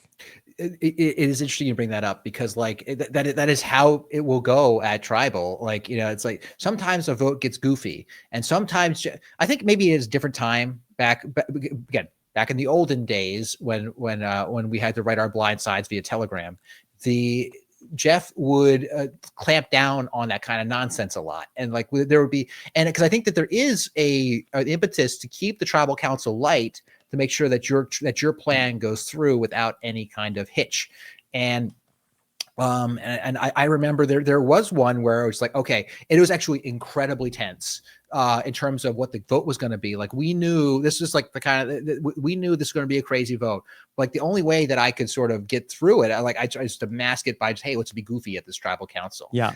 So yeah, you're right. If you think you're running a plan and it's goofy, you're probably thinking the plan's going through. Yeah. So I'm interested that you said that because I'm sort of like wondering, is it a tell if Jeff is like, okay, really playing up, going into this jovial, like silly tribal council that, okay, this is probably a done deal as a vote. Whereas if it is a close vote, if it is a tense situation, is Jeff not as likely to take the bait and go into a silly conversation? Is it that tribal council is so long, this is one thing that happened in a 90-minute conversation, and you shouldn't read too much into it as a player? It is dangerous to read into a lot of these things as a player, because like there can be information encoded into what's happening, but it can be difficult to interpret what it is. And it can be easy to overread. But I mean, like let's indulge in the world where what you're suggesting is true, that Jeff knows what's going to happen, and he is like I know this is a done deal, or I know this is controversial, and he behaves one way or the other, right? Depending from one or the other. Or maybe it's like he's fine with what's going to happen. It's already going to be interesting. If you think that you're in on the plan, and the plan is a done deal, and people are joking, you might think, oh, fantastic, this is going to go through fine for me. But you could be the blindside, right? You could have everyone could fire back on you. So it's hard to interpret like that. I think where it would be a signal is if, like, as far as I know, this is a tight vote, and there is going to be, let's say I'm the swing vote. As far as I know, this is 6-6, except I'm the one, right? I know I'm the swing, and then Jeff's joking around like this doesn't matter. I'm like, that means I'm not in on whatever's going on. And that's something people have talked about in the past. No, Gabby has talked about how when the story of what's happening makes no sense to you, you're probably not in on the plan. Well, I can just tell my own experience in Survivor All-Stars. The night that I got voted out at Tribal Council in a 5-1 vote, there was not a lot of talk about like who's pulling their weight, who's doing what. You know what we were talking about? Like, oh, are Rob and Amber dating? Like, is Amber answering questions for Rob? Are you basically acting like a married couple? Like, there was not a lot of conversation about, who's the squeaky wheel in the tribe? Like, it was very like lighthearted and joking. And I was the one who got because I felt like, okay, like not that there was anything I could do about it, but I was not feeling like that, tribal council was tense in any way that I was even fighting for my life in that moment. I mean, that's interesting, and that might be one of the situations, because it's not like the narrative that you had that tribal council was either Rob or Amber was going home because of their close relationship. If that was maybe one of the narratives that was going on, to be like, okay, this makes sense. But I believe were you going for Sue at that tribal council? I think I know I voted for Alicia, and I thought that okay, this is just like we're just sort of like yucking it up, and then we're gonna go vote Alicia out. I mean, from your standpoint, that it would. And I was not aware of the meta in the way that we're talking about it now, but just from my own recollection, I think in the finished episode, I don't even know if I got a question at the tribal council. I got voted out. That's interesting. I mean, but I think our point stands here is that let's pretend this meta is a real thing, and you would have known about it. It still made perfect sense that this is funny, it's joking, everyone's voting Alicia, right? Yeah. Why does it mean it's you? So I think that's why it's a dangerous game to overread into the actions of production. It's the tell that, there's somebody is about to be blindsided, where I feel like that if it's more about the vote, it's like, okay, everybody is sort of like on their two sides and people sort of know where everything is, as opposed to, there's maybe two different people who think, oh, I'm in on the blind side, and one person isn't. So would that track with, say, season 47 Rome? Like this whole thing, tribal council was goofy. Jeff lets Rome sit in the chair, and that was all a big blindside on Rome. I think he said that he was in on it, but he said a lot of things. He said a lot of things. So, but like that would track in that case, right? It was a blindside on somebody. Yeah. Maybe. I think that maybe we go back and check like the times that are the silliest at tribal councils. Do they always end up with one person being blindsided? It might be. That's for an enterprising young data analyst who's a Survivor fan. Because if I'm not being blindsided, I sort of know it's me. I'm sort of like really like fighting for my life. I'm sort of like scrapping. And so I think that maybe the sillier a tribal council, the more likely a blindside is about to happen. Actually, I have a thought here. There might be a little if-then statement, a little logical little flow chart here. It's like, if you're a production, okay, what pretend we're producing Survivor here. You're Jeff, and what tone do you take? Do you take jokey or do you take intense, right? And I think that the algorithm is, do any of these people think that they are likely going home? Okay. If yes, you cannot be goofy. Because and that works, because I think they did a great job of this back in season 47 near the end when Rachel played her idol. Jeff set up I think Jeff is aware that he might be giving out information during the questions, but he really played it up like, Rachel, you're going home. What do you think? What was this experience for you? What is that like? And that's like the exact same thing that happened to like Elaine in season 39, who was a big fan favorite, who knew she was going home, right? But then Rachel pulls out an idol, boom, Andy goes home instead, right? So I think that the show is pretty good and conscious of that. But I think that the basic algorithm is like, if anyone thinks they're going home, you can't be goofy, because it doesn't fit the tone. And also, it hides the fact that the goofiness is blindsiding you. Mm-hmm. Another analogy that came up on last night's episode was about how it's like the dog park, and there's some dogs just sitting around, and there's some dogs that are smelling everybody's butt. Those are words in a row that say a thing. I think that was actually a pretty good one. Jeff liked it. You like that one? I think I was just careening from an I was still processing the previous analogy when another one came my way. So I'm like, okay. So I think at that point, it's a little bit of sensory overload to the analogy part of my brain. I need to process one of them. But then I guess Jeff then turned it into the club condo analogy, which I'm glad you finally deciphered the meaning of, because I have been confused for years. Yeah, I mean, he's talked about it a lot over the years, most notably in Survivor 44 when he talked about it with Franny, and that he said that it was like Full Tilt Boogie. Full Tilt Boogie is club condo. But I think that we got sort of like a little bit more of the explanation about it being a house party in somebody's condo. There's a lot of canonized phrases within Survivor. I know we've known this for a long time, ever since the tribe has spoken became a phrase. But little things pop up, like I think Cedrek was talking about being on the couch, right? Like that's a Jeffism. That's a Jeff phrase.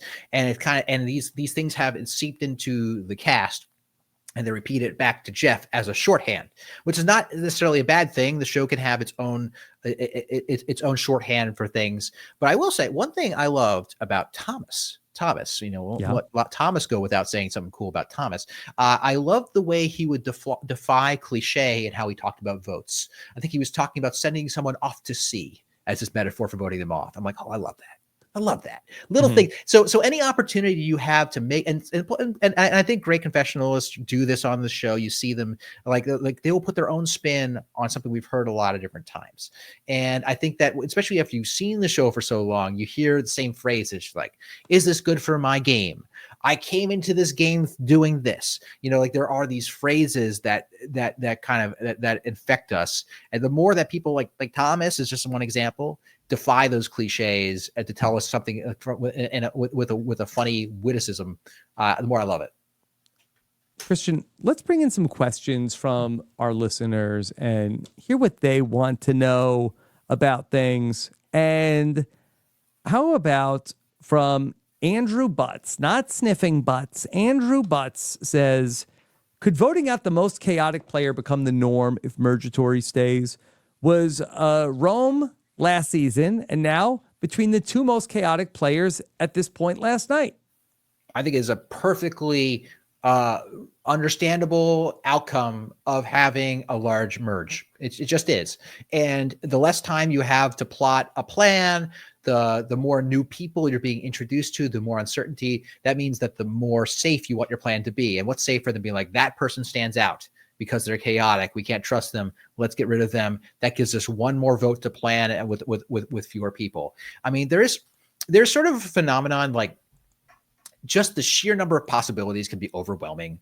Like if you go to like a restaurant, like some diners have menus that have like just what feels like a dictionary of items for you to choose from. Cheesecake Factory. Cheesecake Factory is a great example. And even just like little local diners will be like that, right? And it's just like, and it can be overwhelming. And you just like, okay, whatever, I'll just choose the thing I like the most. You don't thoughtfully consider, most people don't thoughtfully consider, oh, of all these dictionary of items, this is, let me weigh them all. Just because there's so much load on your brain. Decision fatigue. decision fatigue. And so, and the decision fatigue is big at 13. You start knocking off people, like it just starts to become clearer what you should do when there are fewer people. You see this in like social deduction games. I'm sorry, I'm not going to make this is my last clock tower analogy for this. It's just, but I feel that.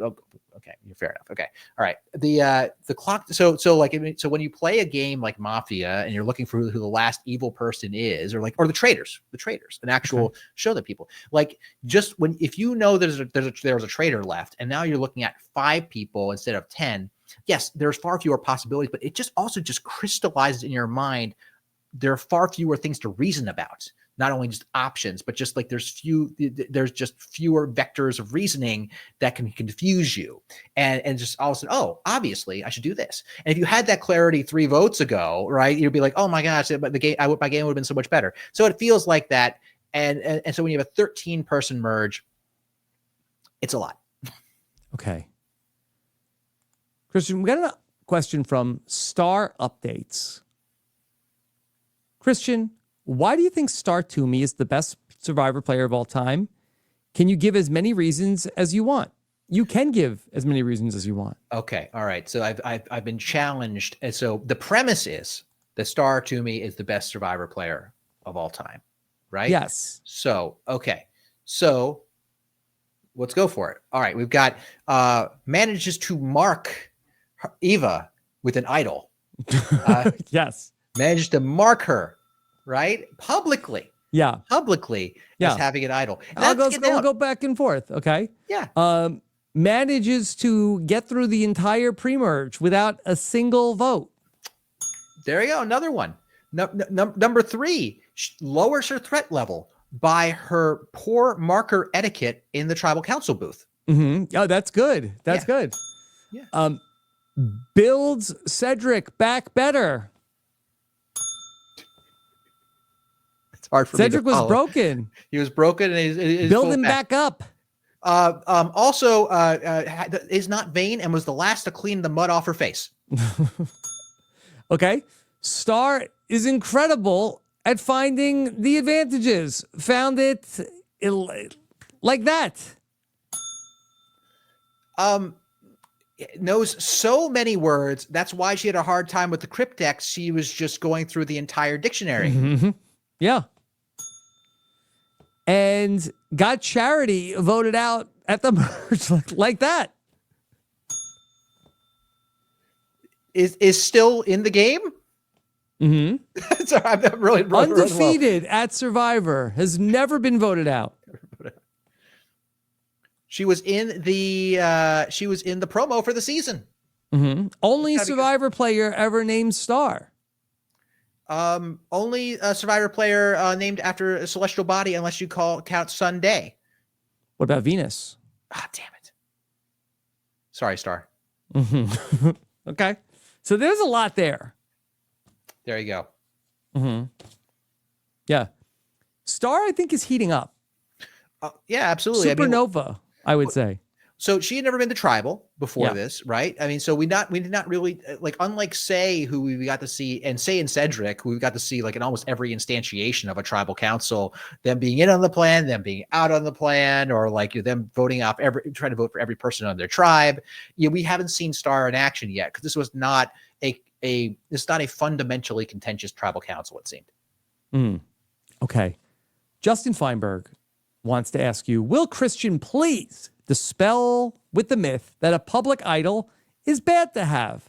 Public idols are an individual immunity necklace that you can use to play aggressively, knowing you're safer around. This is incredibly valuable as a tool in the early merge when everybody's on shaky ground.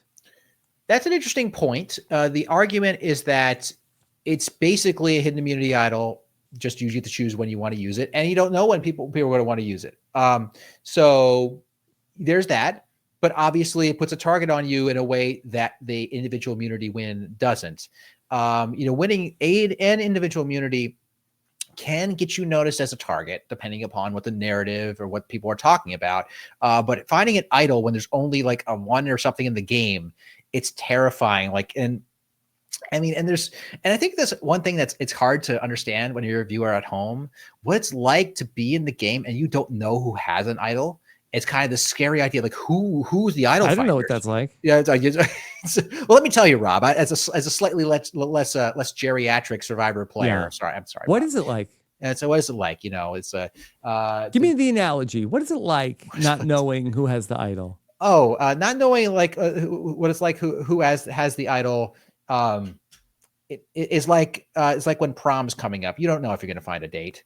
It's terrifying. Anyway, basically, like you don't know if there. Maybe this speaks to my prom experience. I don't know, to have a Ryan Ulrichi analogy. But what I think that not knowing, you don't know if there's an idol even out there. Like still, like if in fact, it's hard to convey what the space of possibilities are that could be in your mind when you're out on the island. Like unless you've heard that there actually is an idol, like there's a small part of my brain that was like, are there idols this season? Which is crazy. Again, you're watching the show, you know there's gonna be idols out there, but like I'm out there, I'm like, you hear nothing of them. You haven't seen one. It's been, you know, like you feel like you know people. You're like, do they exist? Even though you logically know they should. And once a person is marked as like knowing as having an idol, a lot of the time that also marks them as being a person who knows how they're hidden. There can be a theme to how idols are hidden in a given season. On my season, the theme was like colored yarn. The colored yarn would mark where an idol was hidden. And so, and that would lead you, find yarn and would lead you to the idol. If you knew that fact, and that was true when they were rehidden, if you knew that fact, you had an advantage when you're looking for even rehidden idols. So it makes you not only a person who's immune at select times, but also immune at times you least expect, and idols you out of the game. So there is a special threateningness to having an idol. But I think that, what was this questioner's name? Because it's a very interesting point. Justin, I don't want to discount your point, because I think you actually bring up an important part of the idol experience, is that, yeah, it's fantastic. It's like an immunity idol. It's like a challenge win whenever you want it. But I do want to emphasize the degree to which it makes people scared of you. Okay. I think there's advantages and disadvantages to the public idol. I think that it can ward off people from even targeting you. I mean, there's that. What about in Eva's specific case, where I think that the players, feel a certain way about Eva? I think that they feel like, okay, she's a straight shooter. She's a person that we all feel good about. Now she has a public idol. What do you think that means for her in the game? It's actually, her public idol is less of a burden on her than otherwise would have been. One, because she didn't find it on her own. And I don't mean that to take anything away from her. It doesn't add to the idea that she's particularly good at running around and finding these advantages on the beach, which is one of the reasons that having it is a scary thing. Good point. She was also, the fact that she was given the idol, that can give people the mistaken impression that she doesn't deserve to be safe, which I think it's a mistake. I would not think that of Eva, but like there are people who will think if you are given a thing or you are saved, that you are less deserving of sticking around because you're only here because of someone else's good graces. When in fact, there's often sometimes good reasons why people like Eva were given that idol, right? Like good reasons in terms of they have some particular skill, or they're particularly sociable, or particularly well liked. That's why someone like might have been given an idol as opposed to someone else. So I think I think that that's a mistake to think that way, but people will then discount your final immunity, final jury threateningness as a result. So I think that mitigates some of the problems that you might otherwise have from having a public idol. Eva is especially well insulated at this point in the game. She has a lot of allies. I also feel like that, considering, her story, which was told very publicly, I'm not sure there might be too many folks out there who are willing to blindside Eva, especially considering that, maybe the more game will happen and people might have an appetite for that, but maybe not so much, from 2 days ago after they saw the scene with Joe and Eva in the game. I think that maybe if you're a player, I think that maybe what you hope for most is that Eva could misplay this idol. Yeah, I'd say could there you is spook her. I think that is a real possibility. And I think that a way that you handle someone who might be idling their way to the end is you have them whiff with their idols multiple times, right? And so they keep playing it and you don't target them. I think we talked about this way back in the day with Rick Devens. Like when Rick Devens was being targeted over and over again, but he kept finding idols, right? And when people kept trying to vote him out, and that just made him seem even more powerful as a result of defying these powers that be, became more and more of an underdog. Whereas like when Chris Underwood came back into the game, I know people have all kinds of feelings about that, but Chris Underwood's worked with Rick Devens as soon as he came back. I think we actually, when we talked about it, it was like, hey, he's, whoever comes back should work with Rick Devens. And that's exactly what they did. And as a result, one, they're not running around finding idols all the time. I'm going a little stray with this analogy. My point being is that you try to get them to whiff with their idols, then they look like they're less in control as to what's happening in the game. And so that's one possibility. The other thing is you could do with, if you're Eva, the expected thing might be, I'll wait long for a while and play it on myself. But if she's insulated, she might do well to do a really cool, like Davey Rickenbacker type move of playing it on an ally to advance the cause of her honor loyalty based alliance. That might be a cool way to go for Eva. Yeah. All right, Christian. CB tweet says, I must know from this cast, who does Christian think is most likely to beat a robot in a fight? To beat a robot in a fight? Well, Mitch.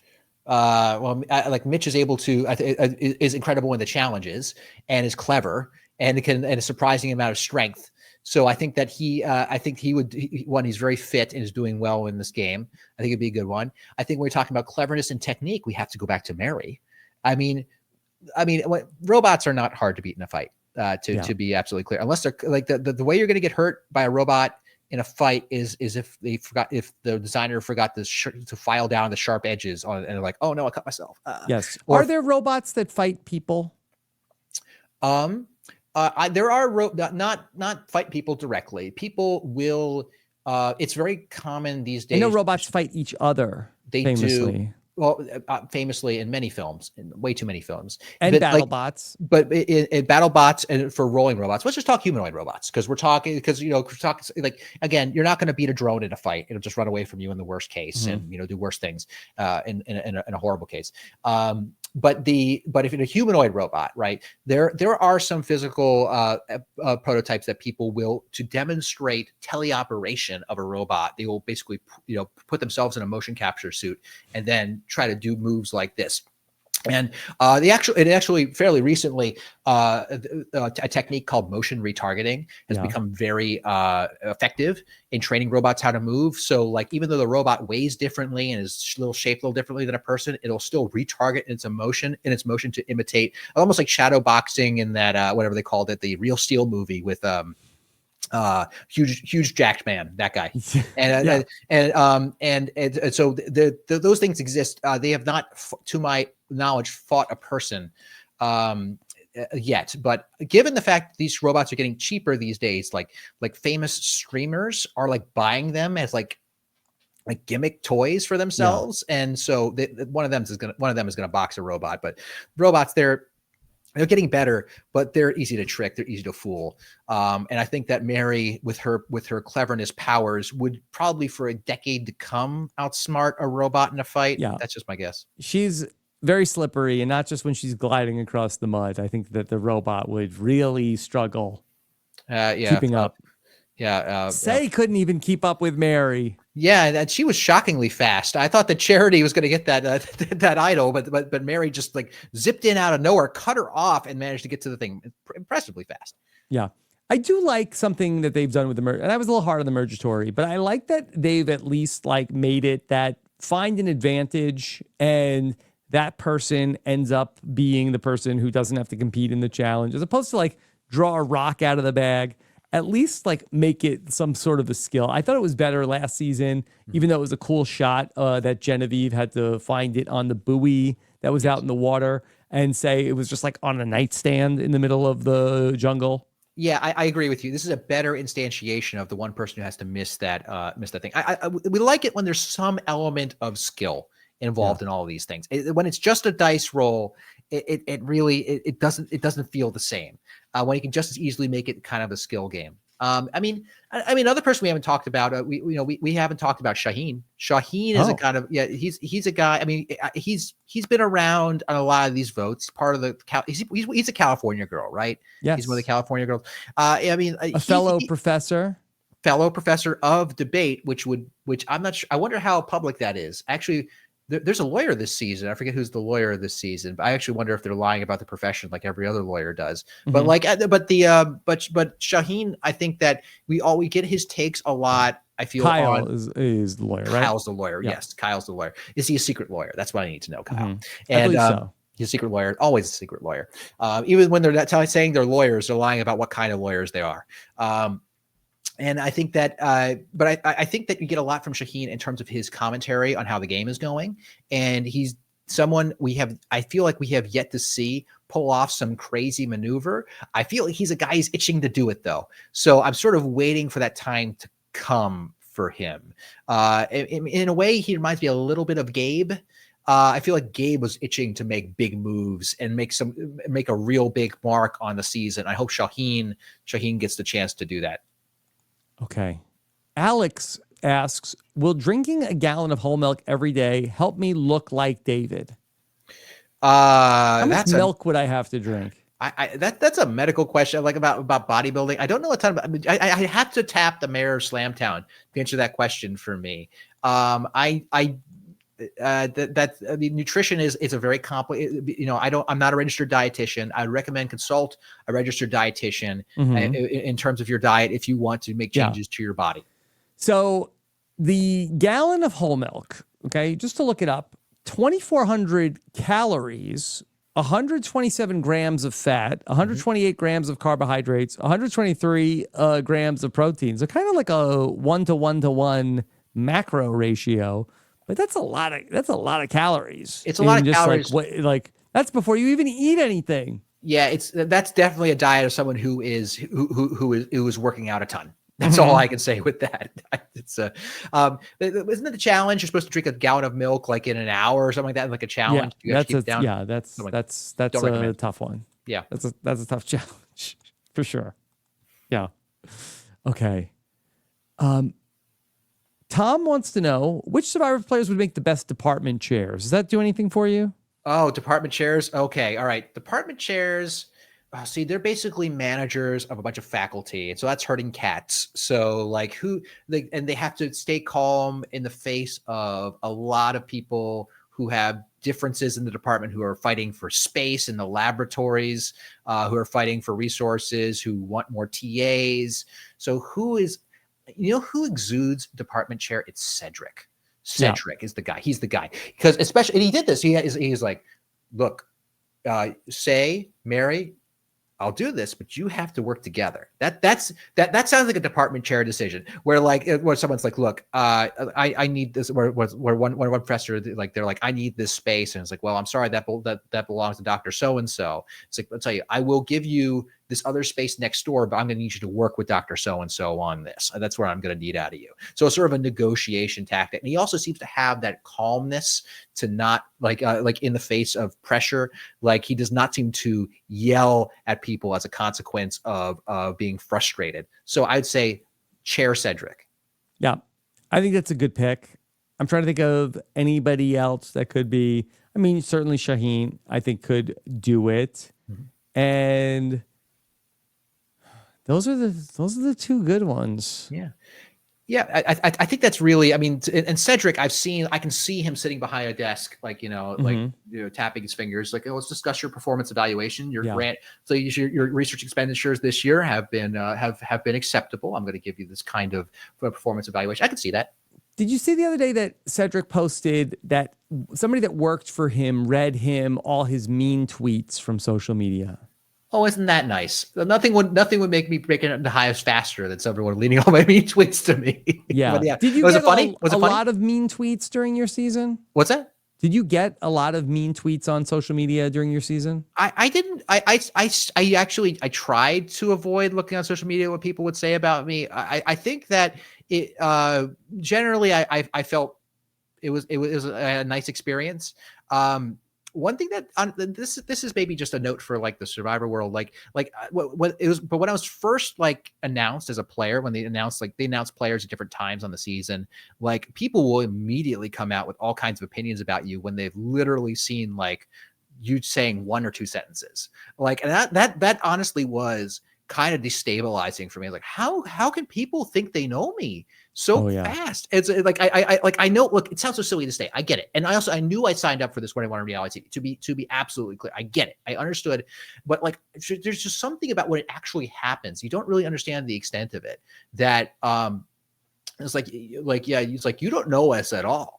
You haven't even seen us even on the show yet, and people and the internet has these opinions. So so I want to say there's all mean or anything, but like I was stunned, and it's not even just like people have opinions, like they're so confident in their opinions, and I was like, how, like I'm not confident whether I love my burgers medium or medium rare. Like I'm not that confident, and people are more than happy to say their opinion with such certainty. I'm like, wow, I wish for the certainty you have in life, friends.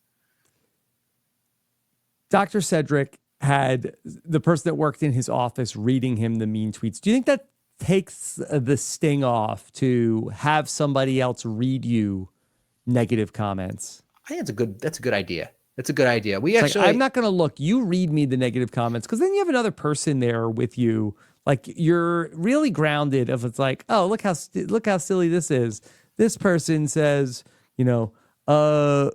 Rob, you moron, stupid idiot. Do you ever get anything right?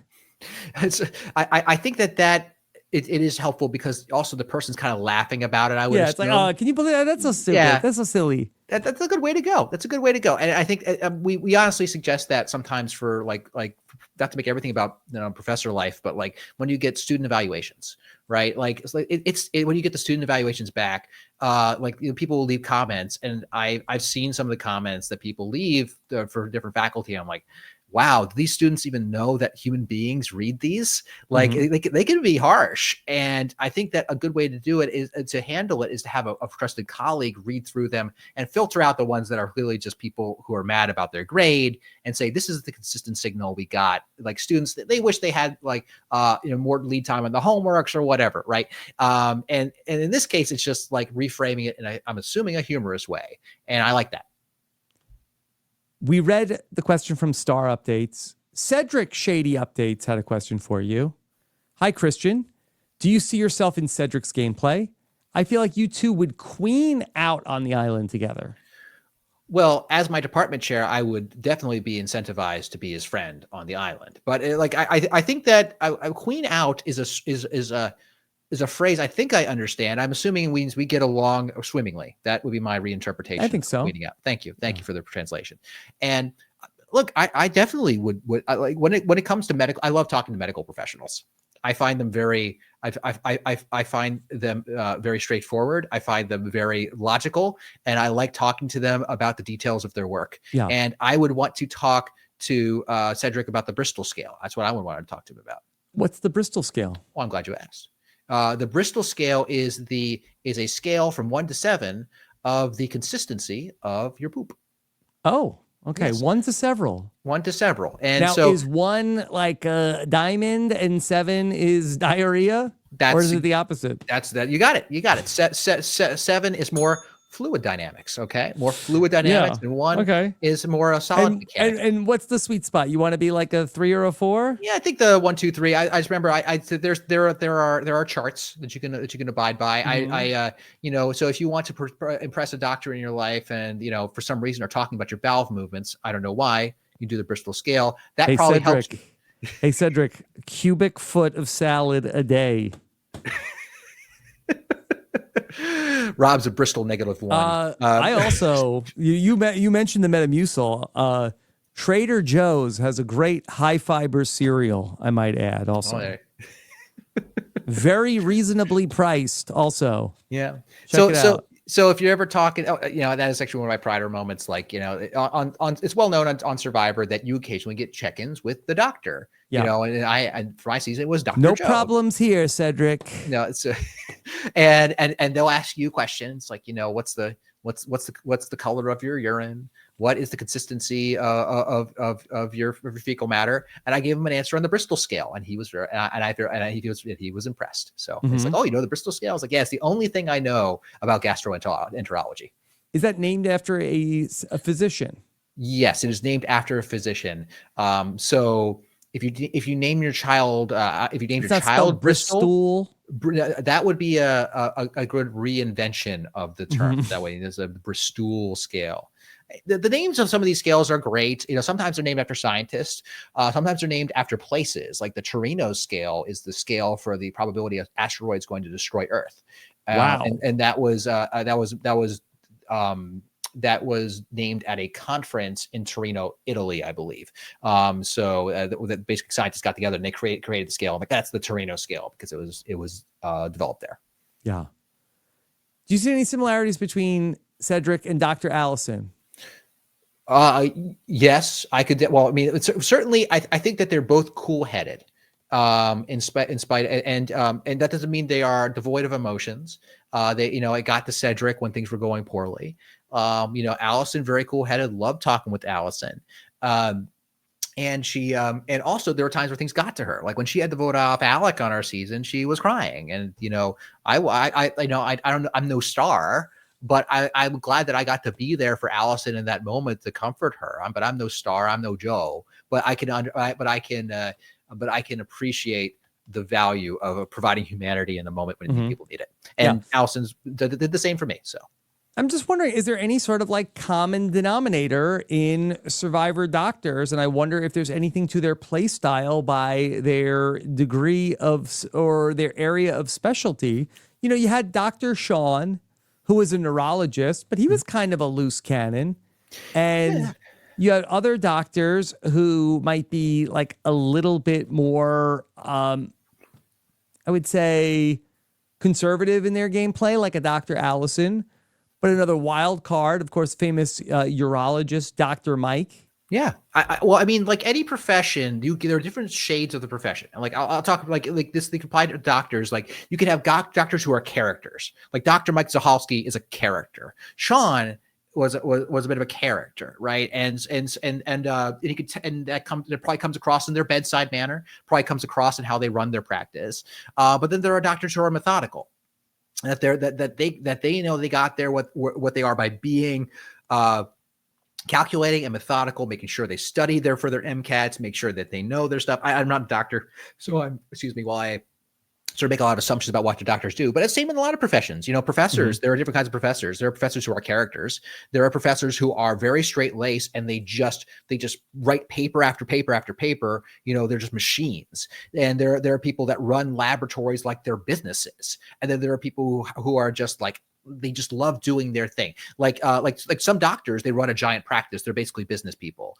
You can say the same thing about lawyers. A lot of these professions, you could be a practitioner, you can be a business person, and those or you can be just a person who's passionate about the field, and those bring out different elements of their personality. And you see that in the different kinds of Survivor doctors. Okay. Christian, anything else on your mind about Survivor? I'd say I'm enjoying the season so far. I could talk to you for hours and hours. Well, thank you. Me too, Rob. I love our cadence we have, and I appreciate it always. Are you watching anything else fun? Oh, I had not finished the Dondi. I finished the Traders. Yeah, I had a question. People had a question for you about the Dondi, but if you haven't finished it. I haven't finished it. I know that there's the Dondi questions when my mentions have math questions, and I assume that Dondi must have done a thing. So I still have things to catch up on. So I mean, if there's a question specifically about a particular thing, I haven't seen it. But if it's in the abstract, I could try to answer it. Mm-hmm. And how'd you feel about the Traders? Oh, I mean, the Traders, I thought ultimately was very fun. I mean, Carolyn was a ball. She was a blast with that. And I mean, yes, the end was kind of like, it's over. It happens. That happens sometimes on a show like The Traders. But like, there was a lot of good drama and a lot of interesting, like, I think they're starting to figure out the different ways the Traders can be played, I'll try to talk about things in generalities without too many spoilers, but like on season 2, Dan Giesling does a thing that at the time is treated like the most heinous thing a person could ever do. Yeah. And then on season 3, people are doing it left and right. It's like, of course, why wouldn't you do that thing? Like it smacks of the early era of any reality format. And I think that it actually bodes well for the traders that people are climbing the ladder of the learning curve so quickly within a few seasons. So I'm curious to see how the meta progresses. Yeah. Okay. Any non-reality that you're watching? Oh my goodness. At this point of the semester, I wish I was watching a couple of things. I want to watch Severance. I want to watch it, but I have interested to get your thoughts on it. Yeah, so I have not seen any of Severance because it is a long form mystery show, and I talked to you before, Rob, about this. I try to wait until the show is over to know if people liked it or not, because I don't want to get losted. How about your reading? Do you read a lot? I know you're so busy. I read a lot of public affairs type books, and frankly, audiobooks are a godsend. So it's like sometimes I just like if I'm pacing around during the day, I'll just put on an audiobook. I can't tell Steven about I listen to only audiobooks because he'll get judgmental about it. Yeah. That surprises me. Doesn't count. Doesn't count. He says it doesn't count. I mean, you can learn audiobooks does not count. I'll tell you, public affairs books. I'm a big nonfiction reader. What's a public affairs book? Well, I mean, that's a gentle word for politics books. Like I'll read them about what the last 3 years of president number 40 whatever were like, like what were the like historical accounts. Yeah, historical accounts, sometimes very recent historical accounts. I love the kinds of like back when the book Game Changers, sorry, Game Changers, that's Survivor Game Change. Yeah, Game Change, that's what it was was there was the book about the 2008 election. That was a really, like, they made a HBO documentary about it, which they made it about only a tiny part of the book, but the entire book about both political parties was actually really fascinating. Getting that inside account. I love those inside accounts. And that's probably the same reasons I like Survivor, not to make everything about that.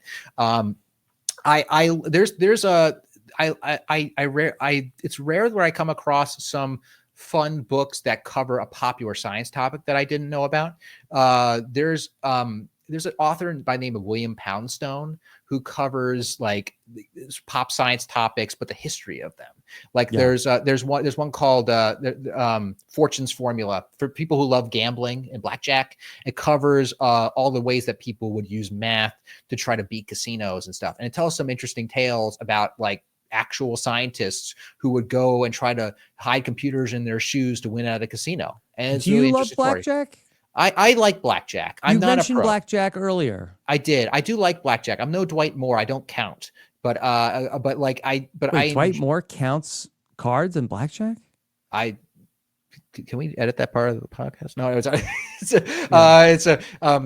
no, he does not count cards at blackjack. Okay, no, definitely not. But I don't count cards. But I enjoy I enjoy the rhythm of a game of blackjack.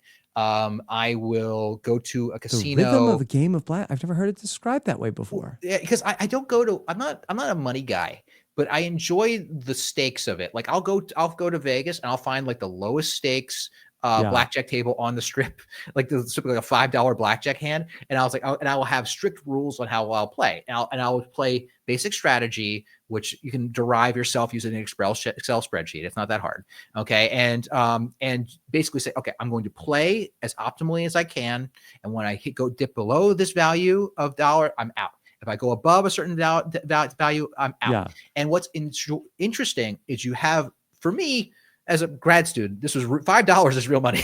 It's real money to me, and going in and out like that. So like that's real money, and so experiencing the emotion of winning and losing, but attempting to remain logical in spite of that is really interesting. And it's not the same as like poker. Poker is very adversarial. It's a people game. This is just a math game, and so being able to experience suppressing your emotions while playing blackjack, I find fun. Yeah. Do you build a rapport at the table with other folks?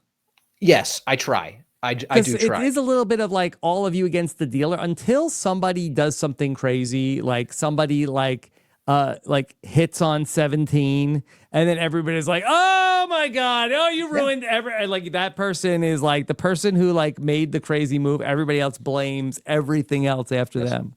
which is a pretty for the most part an irrational response, but it is also another way to not only combat you to like have the experience of embracing your own rationality. It's also an opportunity to reject the irrationality of others. Like, okay, that person is being irrational, just go with it and just sort of roll. So it's a bit of a social experience in that way too, but it's all about, it's like, can you just keep your eye on the numbers when there's emotions at play?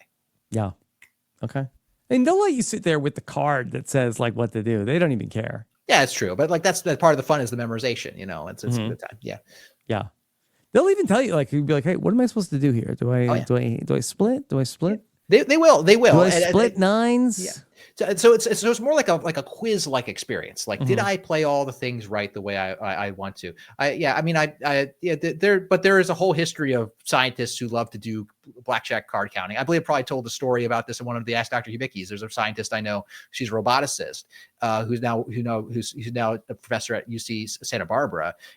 When she was back at MIT in grad school, she would go on the weekends and fly out to Vegas and do card counting with a team of blackjack players. And she applied that knowledge to her research and how robots should walk. It's fascinating. What's your shirt today? Oh, this is from just when I went to Alaska. Oh, so when I went to Alaska, we got a shirt. It's Alaska nothing too fancy. Yeah. Oh, if you end up in Alaska for some reason, it's a beautiful place to visit. And if you want to take you probably fly into like Anchorage, but you can take a train up to Mount Denali. And if you pay a little bit of premium price, there's a glass covered train. So you can actually look out of a full open canopy as you're driving through the wilderness as your train is going through. I highly recommend it. That's where it comes from. Yeah.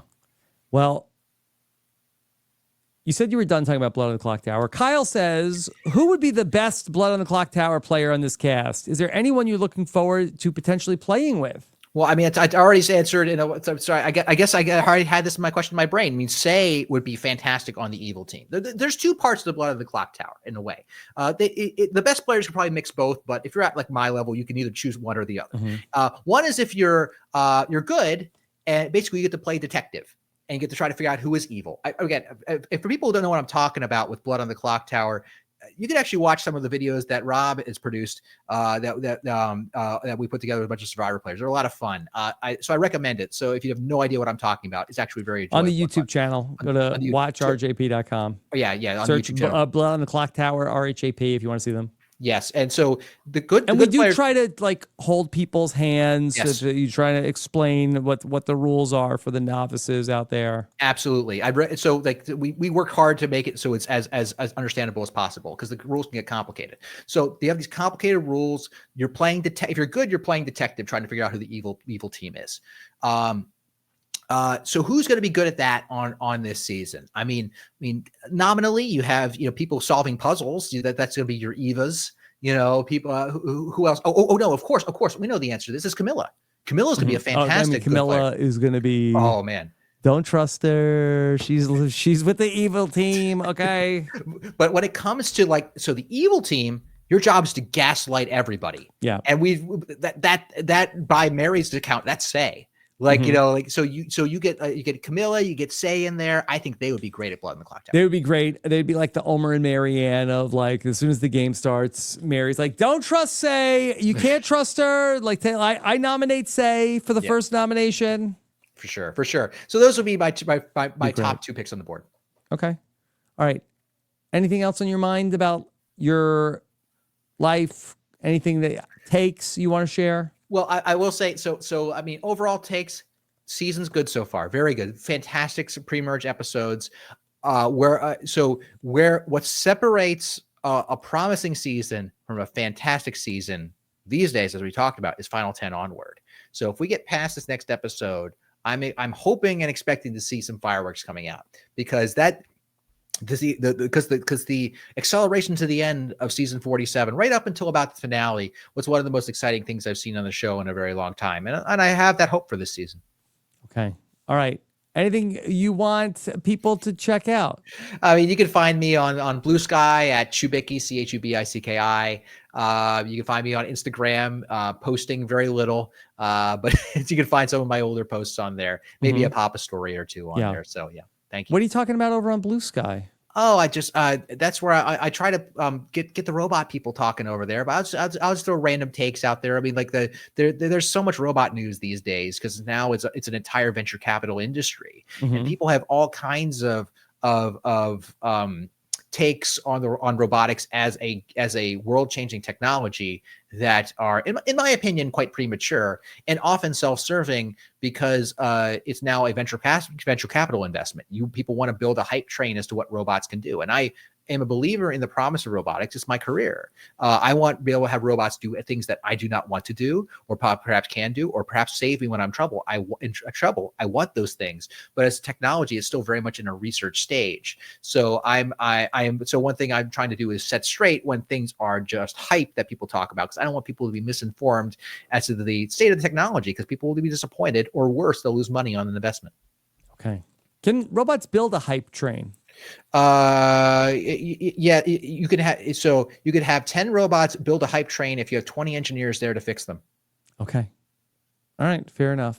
All right. Dr. Christian Hubicki, the pleasure is always mine. Thank you so much for being here and talking some Survivor with us. Always a treat for the listeners as well, in addition to myself. I will be taking questions from the patrons coming up on Friday as we do our Survivor Q&A. So be on the lookout for that. I'll be live at 3 p.m. Eastern taking calls from the patrons. We get so many great questions. I take about like 30, 40 calls sometimes from the patrons, and everybody is, really interesting thoughts on the show, and great to hear from everybody. So look for that in the Patreon, robinswebsite.com/patron. And on Monday, I'm going to talk with usually I talk to a new era person and then talk to a person from the old era. This week we flipped it. Christian played in a 39-day season. He's from the old era. And so on Monday, I'll talk with Noelle from Survivor 43 and ask her about what she's seeing here in this season. So be on the lookout for that. We'd love to hear your comments about this episode on our YouTube channel. Watch RHAP.com. Christian, the final word on anything? Hope everyone's having a great time this season. Hope it's a big blast at the end. And Rob, it's always a pleasure talking to you. It's such a thrill. My great friend, thank you so much. Always appreciate you being here. Take care, everybody. Have a good one. Bye.